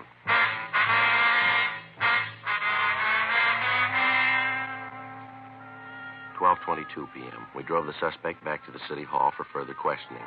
Frank took him to the interrogation room, and I checked into the squad room. Pardon me? Yes, sir? Sergeant Friday? Yes, sir. Something I can do for you? I'm Arthur Stanford, Tom's father. Oh, yes, sir. I understand my son is here. Is that right? Yes, sir. He's here. Wonder if I could see him, talk to him. Yes, sir. I think that can be arranged. Has he told you why he did it? Has he? Well, he's given us some reasons, sir. None of them are very good. I can't understand it. Just isn't any reason for him to do a thing like this. No reason at all that I can see. Mm-hmm. I don't know what to do, Mr. Friday. I left the house this morning, and all the people in the neighborhood knew about it. They all knew. I walked down the street, and they turned away from me. I could see them watch me through the windows of their houses. I could tell what they were thinking. My son's a thief. Common thief. And in my heart, I know it's true. I don't know what to do about it, Mr. Friday. Can you tell me? No, sir. I'm afraid I can't. Well, maybe he can. May I see him? Yes, sir. He's across the hall. This way.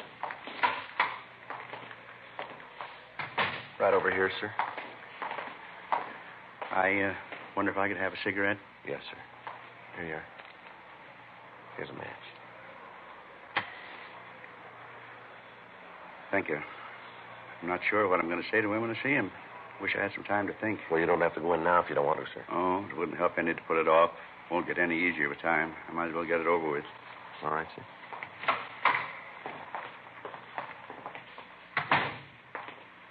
Hi, Pop. Why'd you do it, son? Well, I did it because I wanted to. I wanted the money. I didn't know any other reason you robbed somebody. I wanted the money, so I did it. You could have come to me. I'd have tried to get the money for you. You know I'd have tried. Where'd you get it? Where'd you get that kind of money? All your life you've been grubbing for pennies. I don't want small money. I want to be rich. I will be, too. All right, take it easy, Stanford. It's all right, Mr. Friday. I understand. All my life you've been saying you understand. I'm getting sick of it. As long as I can remember, you've been telling me to get out and do something on my own. Well, I finally did it. Now you aren't happy with it. You expect me to throw my head up in the air because you're a thief? Oh, knock it off. I'm tired of you giving me lectures all the time. Yakety yak. Never stop. That's enough of that, don't you think, Stanford? Well, you keep out of this, cop. This is a family matter. It doesn't concern you. This is between my father and me. Well, tell me why. That's all I want. Why? Tell me so I can face the neighbors, so I can tell them you had a reason. Tell them your son's a bum. Well, they know that already, but that's not a reason to steal. It's good enough for me. They're not going to listen to you anyway. They already made up their minds about me. They did that a long time ago. Come on, Stanford. Let's go back to jail. Sure. Isn't anything else here to do? He never understood. He never did. Let's go. One thing I'd like to ask first. What's that? You're going to jail for a long time. I have to live while you're gone. It's your worry. Well, it always has been. I want to know what you did with the gardening tools. I'll have to have them to get along. I don't know. I left them someplace. You remember where? Think. I need those tools. I'm not sure. Maybe at Mrs. Howard's. Maybe that's where I left. Over on 12th? Yeah, I did her place last Wednesday. I guess I forgot to pick stuff up when I left. It must still be there. And I'll go over and get them. Wait a minute. What do you want? He said he did some gardening for this Mrs. Howard last Wednesday. That'd be a week ago yesterday, is that right? That's what I said. You remember what time you were there? Most of the day, I got there about 10 in the morning, left about 4 in the afternoon. I was in a hurry to get away. That's why I forgot the tools, I guess. You leave the place at all during the day? Not till I finished. What are you trying to prove with all these questions? It's about the robbery, Stanford. Yeah? If you were at this Howard woman's house, how could you held up the grocery store? Don't make no difference how I did it. I don't have to explain it to you. No, you're wrong about that, Stanford. Is that right? Too many things here don't add up. The way you confessed, the difference in your story about the robbery. Now, this thing about you being at the Howard house. I don't know why you're lying about this, Stanford. Yeah? But we're going to find out.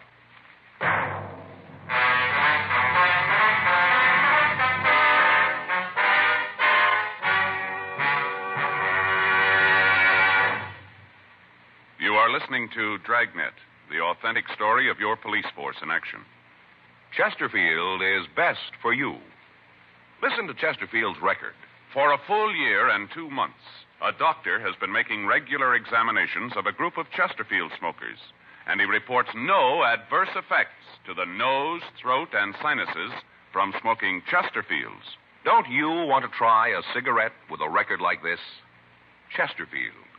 First with premium quality in both regular and king size. Chesterfield. First choice with Young America. And that's from a survey of 274 colleges and universities.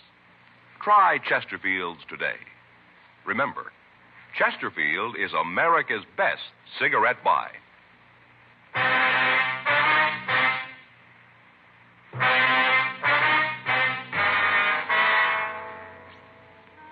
We continued to talk to the suspect, Thomas Stanford, for another hour. He refused to say anything about the conflicting aspects of his story. His father pleaded with him to tell us the truth, but other than admitting he was responsible for the grocery store robbery, he'd say nothing. We got the address of the house where Stanford had said he'd left the gardening tools. 3:15 p.m. After taking the suspect back to the main jail, Frank and I drove out to talk to the Howard woman. Place sure looks nice. Well kept. Yeah. Look at those carnations, Joe. Ever seen anything so pretty? Yeah, they're very nice. You know, Faye tries them all the time. Never seems to have any luck with them, though. Plants come up all right, but the flowers just don't seem to get very big. Mm-hmm. About size of $1 $1. Little bitty things. Yeah. Sure smell good, though. I'll get the bill.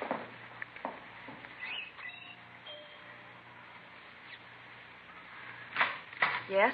Miss Howard? That's right. Is there something you want? Police officers, ma'am. We'd like to talk to you. Policeman?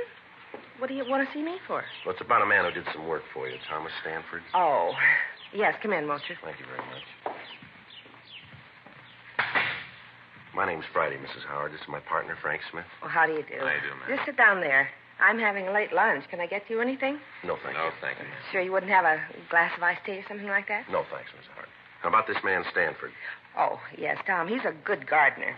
Does a beautiful job on the place. You should take a walk around the grounds. He keeps it just beautifully. Yes, ma'am. Could you tell us when he was here last? Oh, well, I'd have to think about that. Let's see. Well, I think it was a week ago yesterday. Yes, that's right, last Wednesday. He comes once a week. He should have been here yesterday. Called his house when he didn't show up. No answer. Probably forgot. He's very forgetful, you know. Is that right? Oh, yes. But take the last time he was here. He walked off and forgot all of his tools. Lawnmower, clippers, everything. I had to take it back to the garage. Just left it on the lawn right out in the front of the place. Mm-hmm. You ever had any trouble with him? What do you mean by trouble? Well, any arguments, disagreements? Well, on a couple of occasions, we've had words about what flowers to put in. He's wanted to plant one thing, I've wanted something else. They've never been serious, though. Yes, ma'am. I suppose I shouldn't say this. What's that, Miss Howard? Well, frankly, I've never thought that Tom was real bright. He seemed sort of backwards. How do you mean, backward? Well, when it came to thinking out something for himself, he just couldn't handle it. If you told him to do a thing a certain way, he'd do it. Never vary from the way you told him. Mm-hmm. But ask him to figure something out, and he was dead. Seemed like the motor was turning over all right, but he just couldn't get the clutch out. Gears just wouldn't work. Yes, ma'am. That's why I say I don't think he's very bright. He just can't seem to think for himself. No initiative. Do you remember what time he was here on Wednesday? Well, now, let's see. He got here about 10 in the morning. It was right after that radio show about the Friends. I'd just finished listening to that when he got here. That goes off the air at 10. Have you ever heard it? No, ma'am. Oh, you should listen sometime. These people tell why they need a friend to help them out of trouble. Well, I listen to it every morning. It makes me feel pretty lucky, those poor people. I sure appreciate what I've got when I hear what they have to say. Uh-huh. Was Stanford here all day, ma'am? Yes, all day. He didn't leave until, let's see. Well, I guess it was about 5, someplace around in there. It seems to me it was just before the 5 o'clock news, just before that when he left. You say he got here at 10, and then he left just before 5 o'clock. Is that right? That's right. Any chance that he might have been away without you knowing it? No, I'd have known it if he had. He was out in the backyard most of the morning, and then he took care of the front later in the day. And what's he do about lunch, Miss Howard? What do you mean? Well, does he bring his lunch with him? Once in a while he does, yes. Well, he didn't on Wednesday, though. I'm sure about that. How do you mean, Mrs. Howard? Well, along about lunchtime, it was right after the noon news, I made up a little plate for him. A couple of sandwiches, potato chips, and some pickles, little tiny sweet gherkins. I made it up and I took it out to him. Yes, ma'am. I took this nice plate out to him, and where do you suppose I found him? Where? Out behind the garage, sitting next to the compost box. What do you suppose he was doing? Well, what, ma'am? Reading a comic book. All about cops and robbers. One of those with a picture on the cover of the crooks trying to shoot their way out of the bank. Mm-hmm. I told him that he'd better get on the ball, let the clutch out, and get to work. I told him that I wanted the yard finished up by 5 and that I didn't want any funny business about it. What did he say to that? Well, he just looked at me for a long time, and then he said, "Okay, Warden." Just like that. "Okay, Warden." But he got to work right away, and he finished up on time. You see, my son and daughter-in-law were coming over. It was his birthday, and we'd planned a little party. I wanted the place to be nice for them. Yes, ma'am, we understand. Is it possible that Stanford could have gotten away from the yard at all between 10 and 5? No, I'm sure of that. He was here all the time. All right, ma'am. Thank you very much. What's this all about? Is Tom in some sort of trouble? No, it's just a routine investigation, Miss Howard. I'm going to give you our card in case you think of anything else. Here you are. Oh, thank you. Michigan 5211, is that right? Yes, ma'am. Ask for Robbery Division. That's extension 2511. It's right on the card. Oh, yes. Poor Tom, all this trouble. It's too bad. Yes, ma'am. I just wish this was New York. Beg your pardon? Well, if this was New York, everything would be all right. How's that? That program about the friends? Yes, ma'am. Tom could sure use one.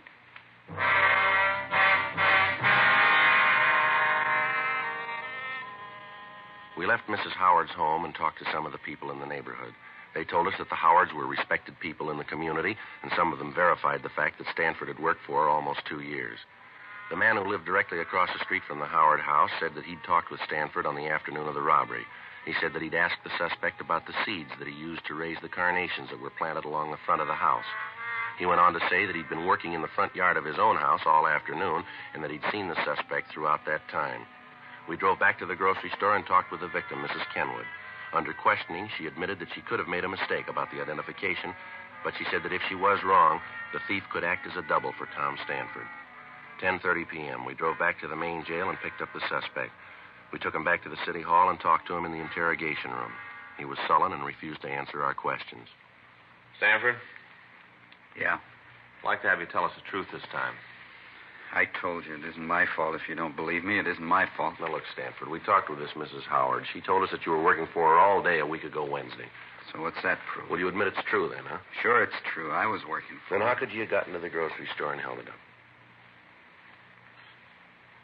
Stanford? I did it. I haven't got anything more to say. I did the robbery. Smith, you get tonight's papers? Yeah, I picked them up earlier. Anything in them about me? I didn't see anything. There must have been something. Some story about me with my name. Well, if there was, I didn't see it. Well, maybe it didn't look good. Maybe. There's got to be something, a picture or something. No. Well, let me look. Where'd you leave the papers, Frank? Squad room. Would you get them and let me look? Sure.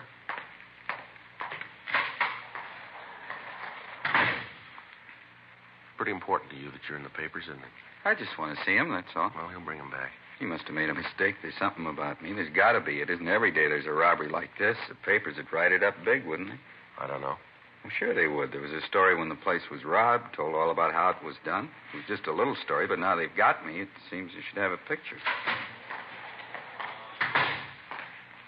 Here it is. Let me see. Nothing on the first page. Robbery happened a week ago. It's old news. Yeah, but you just caught me last night.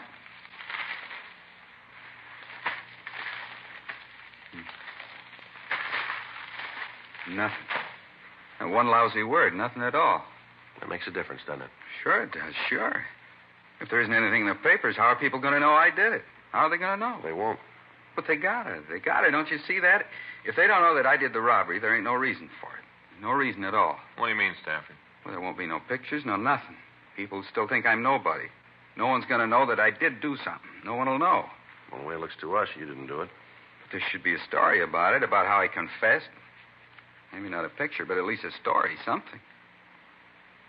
You didn't do it, did you? Stanford?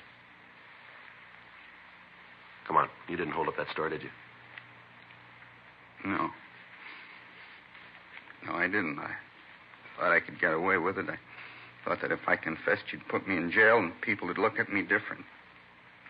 And they wouldn't laugh at me anymore because I'd done something. Poor dumb Tom. That's what they say. Poor dumb Tom. Just once I wanted to show him that I could do something. You ready to go? Back to the jail? That's right. You think we could stop on the way over? I'd like to pick up something. Yeah, what's that? Other papers. Might be something in them.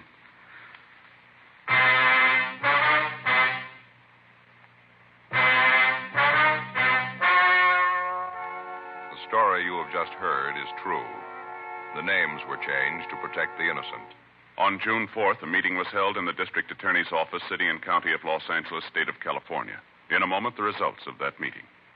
Now, here is our star, Jack Webb. Thank you, George Fenneman. I'd like to talk to you people who don't smoke Chesterfields. I'm convinced that if you try just one carton, you'll find they're best for you. They're milder, they have a wonderful taste, and most important, they have premium quality in both sizes, regular or king size. So pick up that carton, will you? Chesterfields. Try 'em.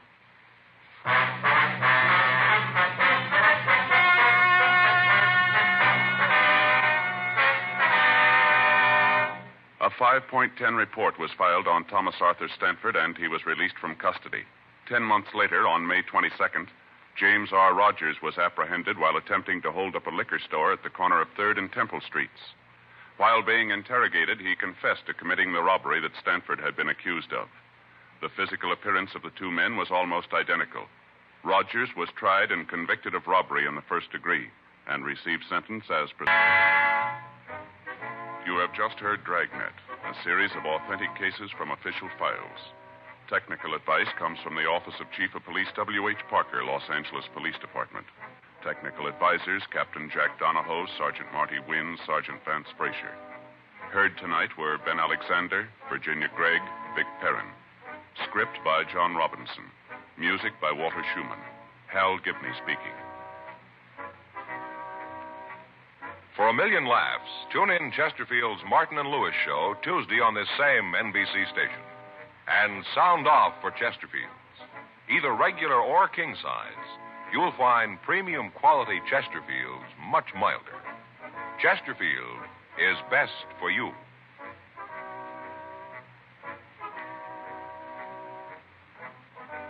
Chesterfield has brought you Dragnet, transcribed from Los Angeles.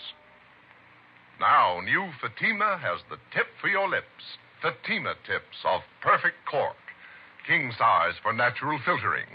Fatima quality for a much better flavor and aroma. So remember, new Fatima has the tip for your lips. Fatima. See how smooth they are. Remember, Fatima is made by the makers of Chesterfield. Tonight it's Adventure with Barry Craig on NBC.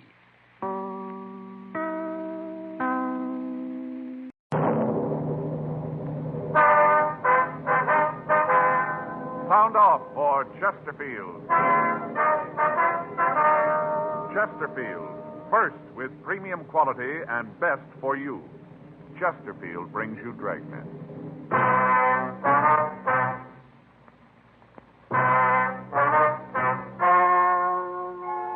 Ladies and gentlemen, the story you are about to hear is true.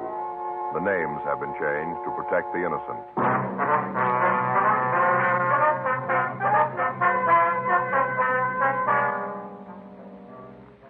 You're a detective sergeant. You're assigned to auto theft detail. You get a call from a truck rental service. One of their trucks has disappeared. There's no sign of the man who rented it. Your job, find him.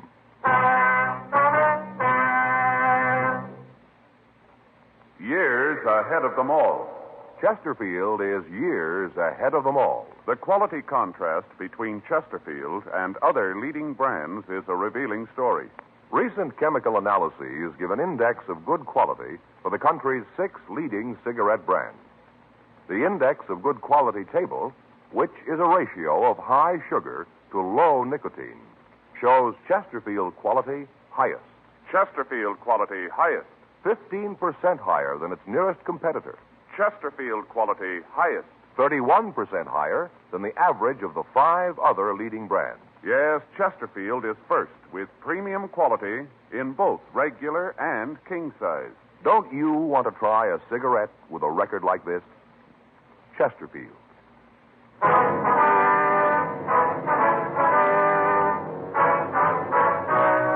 Dragnet, the documented drama of an actual crime. For the next 30 minutes, in cooperation with the Los Angeles Police Department, you will travel step by step on the side of the law through an actual case transcribed from official police files. From beginning to end, from crime to punishment, Dragnet is the story of your police force in action.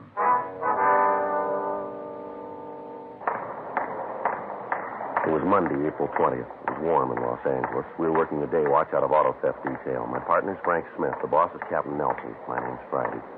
I was on my way into the office, and it was 8:02 a.m. when I got to room 40. Auto theft. Hi, Frank. Hi. Where'd you get the sunburn? Went fishing yesterday. Yeah? Where'd you go?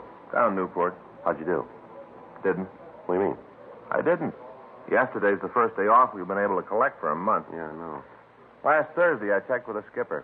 Said it looked like I'd be able to make it sure this weekend. So I called the place. I made reservations. All set. Gonna go fishing. Yeah. Saturday night, I got all my tackle out and took my reel apart, cleaned it, all ready. They packed a lunch. Real good. Mm-hmm. I'm all set. Get up at 4:45 in the morning. I drove down to Newport. Beautiful morning, Joe. Yeah, Sun shining. Little wind, you know. Really looking forward to it. Gonna be a real day off, you know. Mm-hmm. Get down there, get on the boat. Not many people, maybe 15 or 20. Yeah, not many for a Sunday, was it? No, that's why I think I got it made. I got a place right at the back of the boat, and we shoved off. I went down to get some breakfast. You know, load up and really pull those fish in. Yeah. I got through eating, went up on deck. Where do you suppose we were? Well, I wouldn't know. Don't take a guess. Frank, I wouldn't have the least idea. All right, where were you?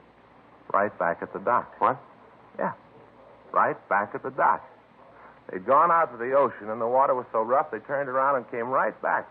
And all the while, I'm down below having breakfast. I didn't even see the ocean. Oh, well, that's too bad, isn't it? Yeah. Picked up my tackle, went over and fished on the pier. Sat there all day. Ate my lunch and fished all day. Well, how'd you do there? Pretty good, huh? All day just getting a blister on my lip from the sun. I just sat there. Yeah, well, did you catch anything? How'd you do? Skunk. Huh? Skunk, nothing. You mean you didn't catch anything at all? Oh, a couple of perch. Uh-huh. Skunk. Yeah, well, it's too bad. Did you check the book? My day off. I'm skunked. I got it. Auto theft Friday. Yeah. Mm-hmm. Well, when does it go out? Yeah, just a minute. All right, what's that address again? Uh-huh. Yeah. Okay. Yeah, we'll be right there. You bet. Right. I'll get your hat. Yeah? Truck rental company out on Pico. Guy came in Saturday and rented a 2-ton from him. Yeah. Said he'd be back in a couple hours. Uh-huh. I haven't seen him since.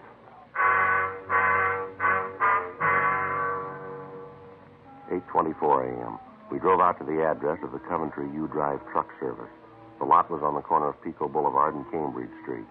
Along the front of the place were several panel and pickup trucks, and in the back of the yard was one large stake truck. The office was in a small wooden building at the rear of the lot. We went in and talked to the manager, Mr. Stephen Cole. Tried to check him this morning when the truck wasn't back. What the landlady said, she saw him come home with the truck set. She hasn't seen him since. What's the man's name, Cole? The name he used when he rented the truck was George Summers. Did he have any identification? Yeah, he had a driver's license. I got the number here on the slip. Oh, here it is. The California license. You got to have one to rent a truck. Uh-huh. He signed his name, George R. Summers. Number on the license was W414626. 26, huh? Mm-hmm. What kind of a truck was it? A new Ford. Just got it a couple weeks ago. Brand new. What color was it? Blue, light blue. Had the name Coventry painted on the side. Name's in the cream color. What kind of a truck is it? 2-ton steak. Was it possible that this Summers is just keeping it out longer than he said he would? Possible, but it isn't likely. Said when he came in, he wanted to haul a load of furniture. Said he just needed a couple of hours. That was Saturday morning. We haven't heard a word from him since. I got Red out looking for it now. Who's Red? Works for me. Oh, I see. When a truck is late getting back, we usually call first, then send one of our men out to check on it. Red drove over to see the Summers. He left about an hour ago. I haven't heard from him yet. Oh, I see. Do you get a deposit on the truck? Yeah, we do. Some of the places don't, but we get one. $20. Does Summers pay cash? No, he gave me a check. Haven't had a chance to deposit it yet. I'll call the bank later. Uh-huh. Can you give us a description of the man? Well, not very good. I was out in the yard when he came in. I didn't handle the deal myself. I got a look at him, but not good. Would you know him again at the song? Oh, it'd be hard to say. I couldn't be sure. The girl would, though. She wrote out the papers. I wonder if we could talk to her. Yeah, she'll be in at 9. You can talk to her then. You got his address there? I'll see if I can check the name. Yeah.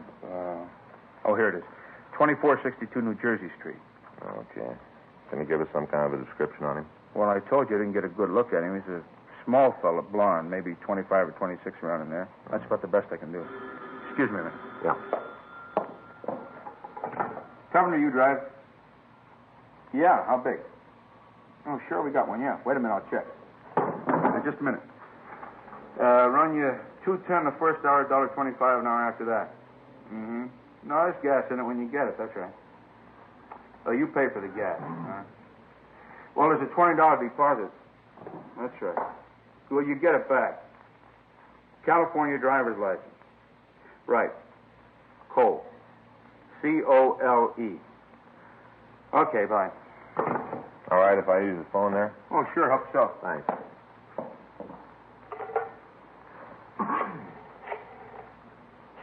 Pretty busy, you right? Yes, sir. Once in a while we get kind of slow, but it seems like everybody's moving or something all the time. They're Record renting deal, trucks. please. Yeah, 2626. Got 3 other places, around town. Mm-hmm. Hi there, it's Officer Frank Smith, 2633. Mm-hmm. Would you check the name George R. Summers, please? Well, he's described as WMA 23 to 27. Slight build. And blonde. So blonde. Mm-hmm. Possible address is given as 2462. I wonder if we could see the check he left as deposit code. Sure, I got it clipped on the back of the slip. Yeah. Sure, I'll hang on. Here it is. Uh-huh. That truck is worth about $2,800 as it stands. Well, you carry insurance on it, don't you? Oh, sure, it's covered, but that isn't the point. That guy that just called wants to rent a 2-ton steak. Only got 2 of them. Somebody else calls, I'm going to lose the rental. That's what gripes me. Probably turn out that deposit check isn't any good either. I'm out all the way around. Mm-hmm. How about it, Frank? Well, can't be sure. We've got a record on the George R. Summers. It might be it. Address is different, but out of 6 cards, it's the closest. Done time for possession. What's he mean, possession? It's narcotics. Oh. So how about it? Does he want it now? No, nothing on him. You give us the license number of the truck? Yeah, it's right here. I got the body motor serial number 2. Lousy phone. Here's a slip. You can copy the dope yourself. Thank you. Coventry, you drive. Yeah. Is he there? Uh-huh. You tell me to get right down here. Yeah, you bring him. Right. Well, that's it. Huh? Call was from Red. He found Summers in his boarding house. Says he's been there since Saturday night. How about the truck? According to what he told Red, he left it out in front of the house Saturday afternoon. Yeah. Came back, it was gone.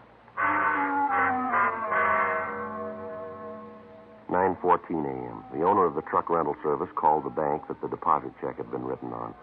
He talked to the cashier and found that there was enough money in Summers' account to cover the check. We got a full description from Cole's secretary of the suspect. A check of the truck company records showed that he'd never rented a truck from them before. 9:46 a.m. Summers arrived at the office of the U-Drive company. We talked with him briefly and asked him to accompany us downtown. We got out a local and an APB on the stolen truck. We checked his fingerprints against the record card and got a positive identification. 10:37 a.m. We took him to the interrogation room. You ever been arrested? You know the answer to that. I'd like to have you tell us. Yeah, I fell once, did my time. I'm clean, no parole. Want to tell us about this truck deal? Sure, I got nothing to lose. I didn't have anything to do with it. All right, from the beginning. I rented it about noon on Saturday. What were you going to use it for? I had to help a friend of mine move some furniture. Now, what's the friend's name? Louise Jordan. Where she live? 2487 Clifford Street. She got a phone? No. Hey, listen, I don't want you guys going around there and giving her a bad time. According to the landlady at your place, she saw you drive away from the rooming house in that truck Saturday afternoon. How about it? Yeah, how about it? What do you got to say? She's off her rocker. If she saw anybody 6'2" and even, it wasn't me. Oh, the way we get it, she was pretty sure. Well, you get it wrong. According to the record, you were picked up for violation of the State Narcotics Act, is that right? I don't write the record. If that's what it says, that's what I fell for. Well, let me see your arm. Why? I want to see your arm. Roll up your sleeve. Come on. Look, I don't like the way you guys are acting. You got nothing on me. If you got anything to say it and get it over with. You got nothing, let me get out of here. Sit down, Summers. Come on. I know, roll up your sleeve. Let me see your arm. Not going to prove anything. Roll it up. Yeah. Looks like you've been riding kind of high. It's not as bad as it looks. A lot of scar tissue. That's from before. They look fresh. When's the last time you had a pop? A long, long time ago. How long? I don't remember. You holding now? No. You got a habit? No. Nothing rough. A joy pop once in a while. You must think you're playing with kids, Summers. Why don't you stop conning us? You look like you're hooked and you know it. You're as bad as my landlady. Frank? Yeah. You want to get in touch with narcotics? See if Roxy can come over. Sure, right away. What's the deal on calling him over? Why don't you have him look at your arm, see what he thinks? He'll tell you. It's like I said. Well, there's one sure way to find out. What's that? Drop you in a cell and wait. If you haven't got a habit, you won't mind. We're going to hold you anyway. For what? Story about the truck's got too many holes in it. Well, what do you mean? It's true the way I told you. That's the way it happened. You don't believe anything, do you? Yeah, the truth when we hear it. I'm giving you that. You aren't buying it. Maybe it's the way you're trying to sell it. You want to tell us what really happened to that truck? I told you. I parked it out in front of my house. When I came back, it was gone. Isn't anything more. Well, if you were home, how come your landlady says she didn't see you from Saturday afternoon on? I came in the back way. For once, the old bat was looking the other way. You mean you stayed in your room all that time? Yeah, that's what I said. What do you do for a living? You mean, do I work? That's right. No. You don't work, huh? No, I had a job, but I lost When? it. Friday. What'd you do? As a pro diver. Where'd you wash dishes? Place down on 6th. Why'd you get fired? Boss and I had a beef. What about? And he got hacked because I came in late. Roxy's on his way over, Joe. It's Roxy? That, Roxy Lucarelli? Yeah, do you know him? Yeah, I ran into him before. Nice guy, treated me right. He's the one that nailed you? He's one of them. I know these joy pops you've had. Where do you get this stuff? Around. Where around? Here and there. Why don't you come off it, Summers? You might think you're playing it cozy, but you're laying a big bomb here. The story you're trying to peddle us is phony all the way through. We know it, and so do you. Now, why don't you level on it? Make it a lot easier. I'd like to, Cop. Really, I would. There's just one big problem. Yeah. You're off base. You know it. You haven't got anything on me. I rented a truck. It was stolen. I'm the one that reported it. I didn't try to get away. I'm telling you all I know. You're leaning all over me because I fell once. You guys just can't stand to see anyone carry a lunch bucket for long. You got to try to make it for something, even if you have to build it yourself.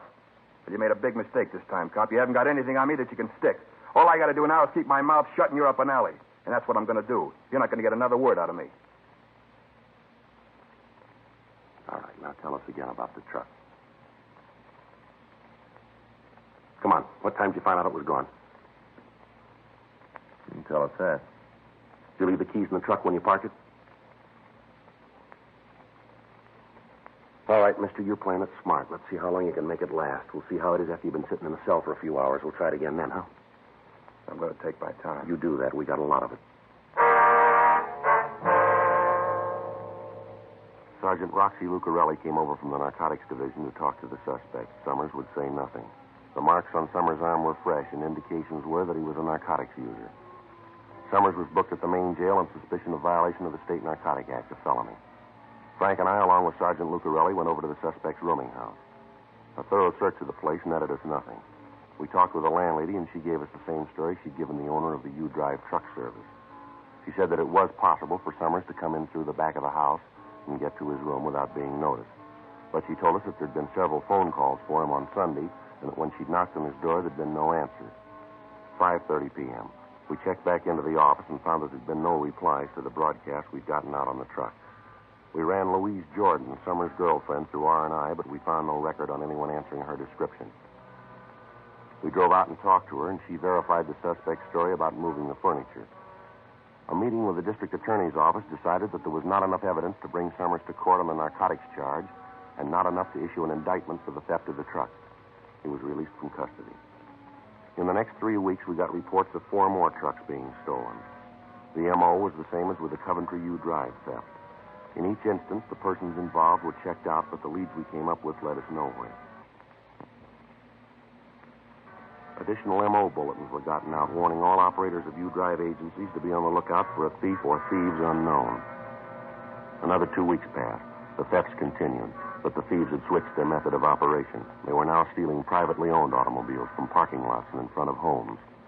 Thursday, June 4th, Frank and I checked into the office. I got it. Auto theft, Friday. Yeah. Now, please, put it through. It's Al Gateman from San Diego. Yeah? Yeah, hi, Al. Uh-huh. When? Yeah. Will anybody near it? How about papers? Yeah, no, we'll be right down. Yeah, okay. What? Uh-huh. You've been keeping up. Right. Well, maybe it is. No, we'll leave here right away. We'll see you in about, well, let's see, it's 10:20 now. About 3 hours? About how long it'll take us, won't it? Yeah, right. Right, bye, Al. Well, he says that truck from Coventry U Drive has been found. Where? Just outside Rosarito Beach in Mexico. Yeah. Found new registration papers and something else under the seat. Huh? 12 bundles of heroin.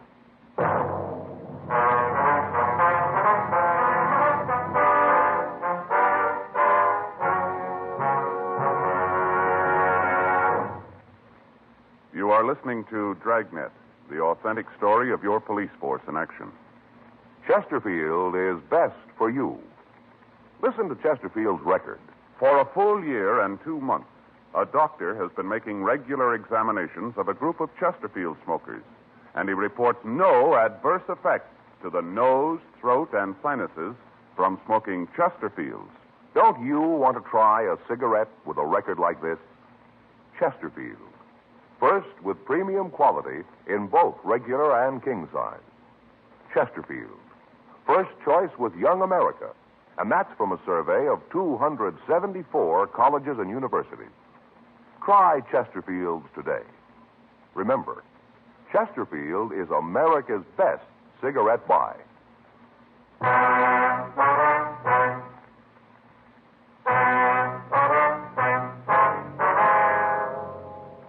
10:25 a.m. We talked with Captain Nelson about the latest developments in the case, and he instructed us to leave for San Diego. When we arrived at San Diego, we checked with their auto theft detail and with Sergeant Al Gayton. He went with us to the border. We talked with the authorities at the border, but they could give us little information. They said that they'd received the bulletins we'd sent out, but that they hadn't seen the stolen vehicle. We checked with the authorities at Tijuana, and with them, we drove to the location where the truck had been found. A thorough search of the area was started, but we turned up nothing. None of the people in the immediate vicinity could tell us anything about the truck. From the registration slip, we got the name of the owner. The license plates were issued by the state of California, but a check showed that they'd been taken from a wrecked car. The narcotics found in the cab of the truck were turned over to the Mexican police. The next morning, Frank and I left for Los Angeles.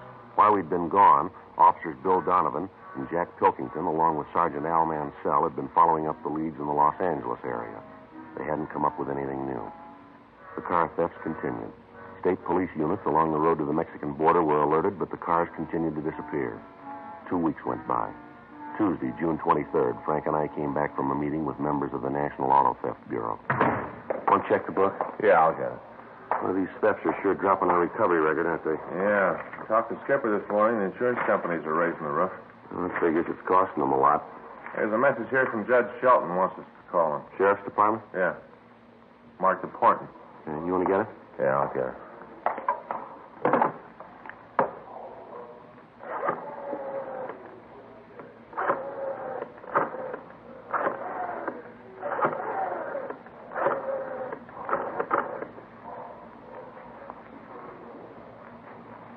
Narcotics, please. Yeah, Judge Shelton there? Yeah, thanks. He's there, I think. Hey, Judge, it's Frank Smith over at Auto Theft? Yeah. Oh?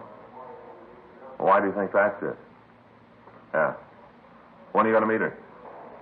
Mm-hmm. Okay, we'll be right over. Right, goodbye. Anything? Yeah, Judge got a call this morning from a girl, said she's been invited down to Mexico. Yeah. Says 2 of them are going down to pick up some heroin. Yeah, where do we fit in? Girl told Judge they'd be driving a stolen car.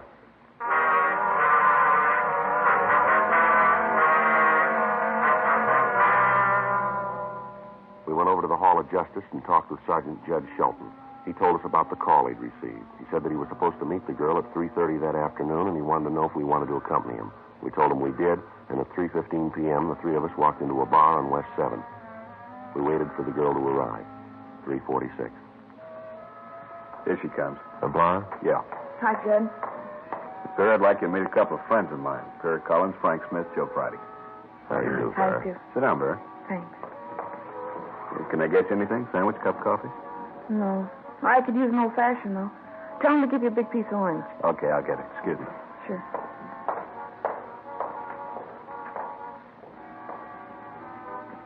You two guys cops? Yes, ma'am, that's right. Where do you work out of? Central Auto Theft. Well, that's why Judd called you, huh? Pardon?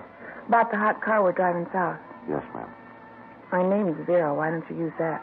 All right, Vera. You know where the stolen car is, the one they're going to drive down? Not now. I will, though. What do you mean?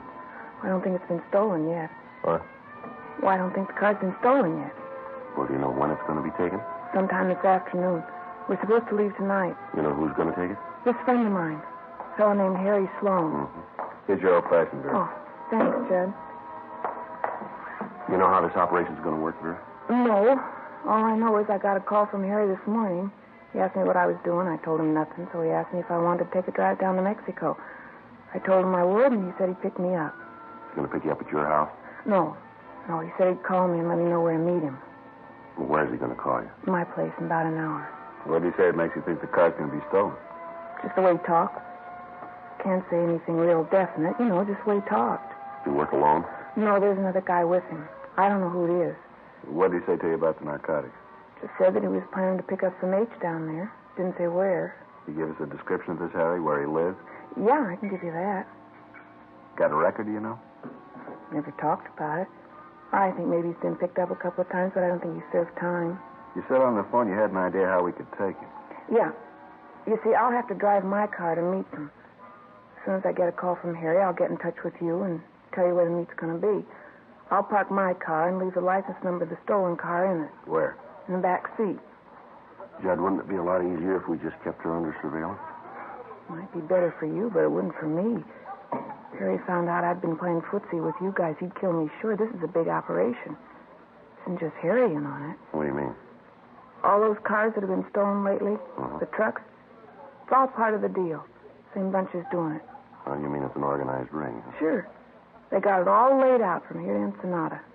All the way it's planned. You know who the top man is? No. I never heard the name. Harry never used it. They take all the trucks down to Mexico, do they? From what I understand, most of them end up down there. You got any idea how they do it? No. What do you want out of this? What? Well, where are you going to come out, Vera? Why are you telling us all this? Judd gave me a break once. This is my way to pay him back. Harry doesn't mean anything to me. I don't care if you get him.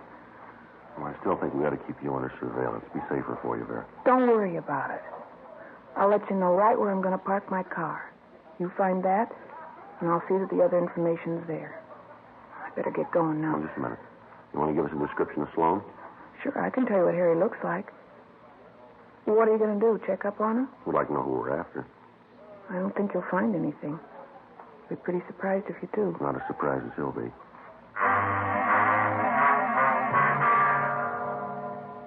We got the description of Harry Sloan and called the office to check the name. There was no record of anyone answering his description. Vera Collins was unable to tell us anything about the second man in the operation. She went back to her home and waited for the phone call from Sloan. We returned to the office and waited for her to contact us with the information about the stolen car. At 5:15 p.m., we got a call from her saying that her car would be parked somewhere within a 16-block area. From Washington Boulevard to the north, Adams Boulevard to the south, from Crenshaw Boulevard to the west, and Arlington Avenue to the east. Frank, Judge Shelton, and I drove out to the area and began to cruise the vicinity.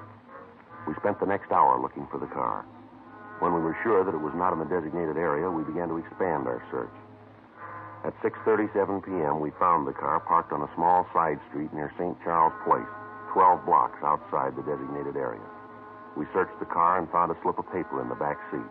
It said, Chevrolet sedan, blue color, 1C33272. We'll try to stall Harry on way to Tijuana. It was signed Vera. We got out a local and an APB with special attention to the Border Patrol on the car, asking that if it was found abandoned, to place a stakeout on it and to notify us immediately. It was 7:02 p.m. when we started to drive to the Mexican border. We kept in constant radio contact with Sergeant Al Gayton at the border, and he told us that the suspect's car had not crossed over yet. 10:37 p.m. We drove through National City and took the road to Tijuana. Just south of Chula Vista, we picked up a car that matched the description of the stolen vehicle. How about it, Joe? Yeah, it matches. Frank, can you get a little closer? Yeah, I think so. Different license plate, Judge. Probably switched to cold plates. That's why they haven't been spotted before. You see him yet? Yeah, it's the Collins woman, all right. Want to take them now? Yeah. I'll get the siren.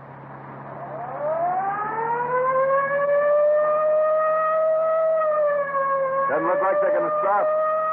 I'll make a try for the tires, Frank. Wait a minute, Joe. Yeah, road's clear ahead. All right.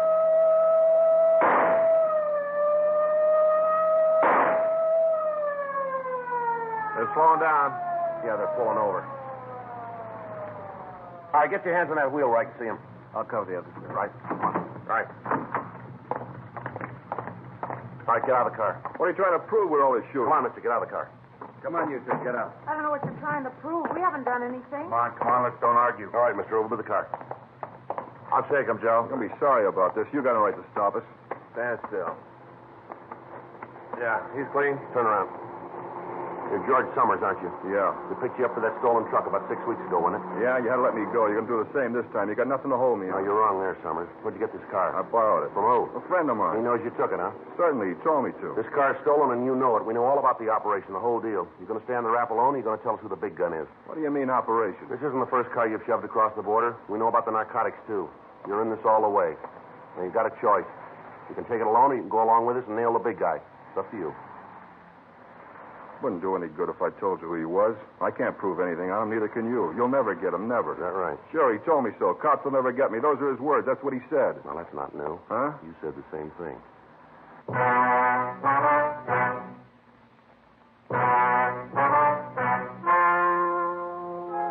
The story you have just heard is true. The names have been changed to protect the innocent. On November 19th, trial was held in Department 89, Superior Court of the State of California, in and for the County of Los Angeles. In a moment, the results of that trial. And now, here is our star, Jack Webb. Thank you, George Fenneman. Friends, all of us on Dragnet are proud to be associated with Chesterfield because, believe me, Chesterfield is years ahead of them all. You just can't beat a cigarette that was good to begin with and keeps getting better all the time. But, of course, you can't find out how much you'll like them until you try them. That's what we'd like you to do.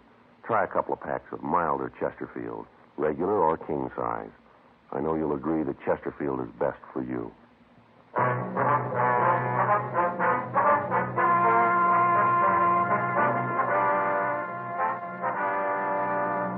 George Richard Summers and Harry Alden Sloan were tried and convicted of grand theft auto, 1 count. They received sentence as prescribed by law. Grand theft auto is punishable by imprisonment in the state penitentiary for not less than 1, nor more than 10 years. Next week, The Big Gun, Part 2.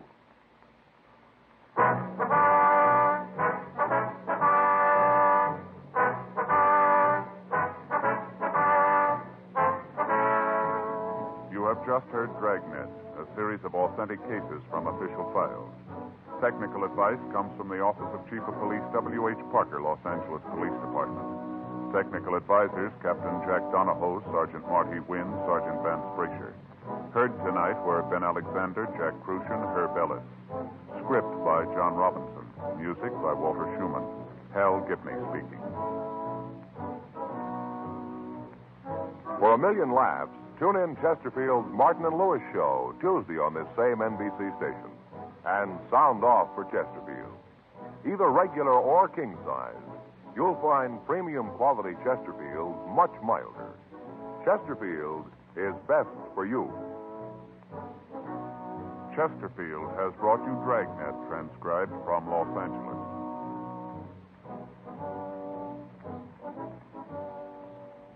Now, new Fatima has the tip for your lips. Fatima tips of perfect cork. King size for natural filtering. Fatima quality for a much better flavor and aroma. So remember, new Fatima has the tip for your lips. Fatima. See how smooth they are. Remember, Fatima is made by the makers of Chesterfield, Liggett & Myers, one of tobacco's most respected names.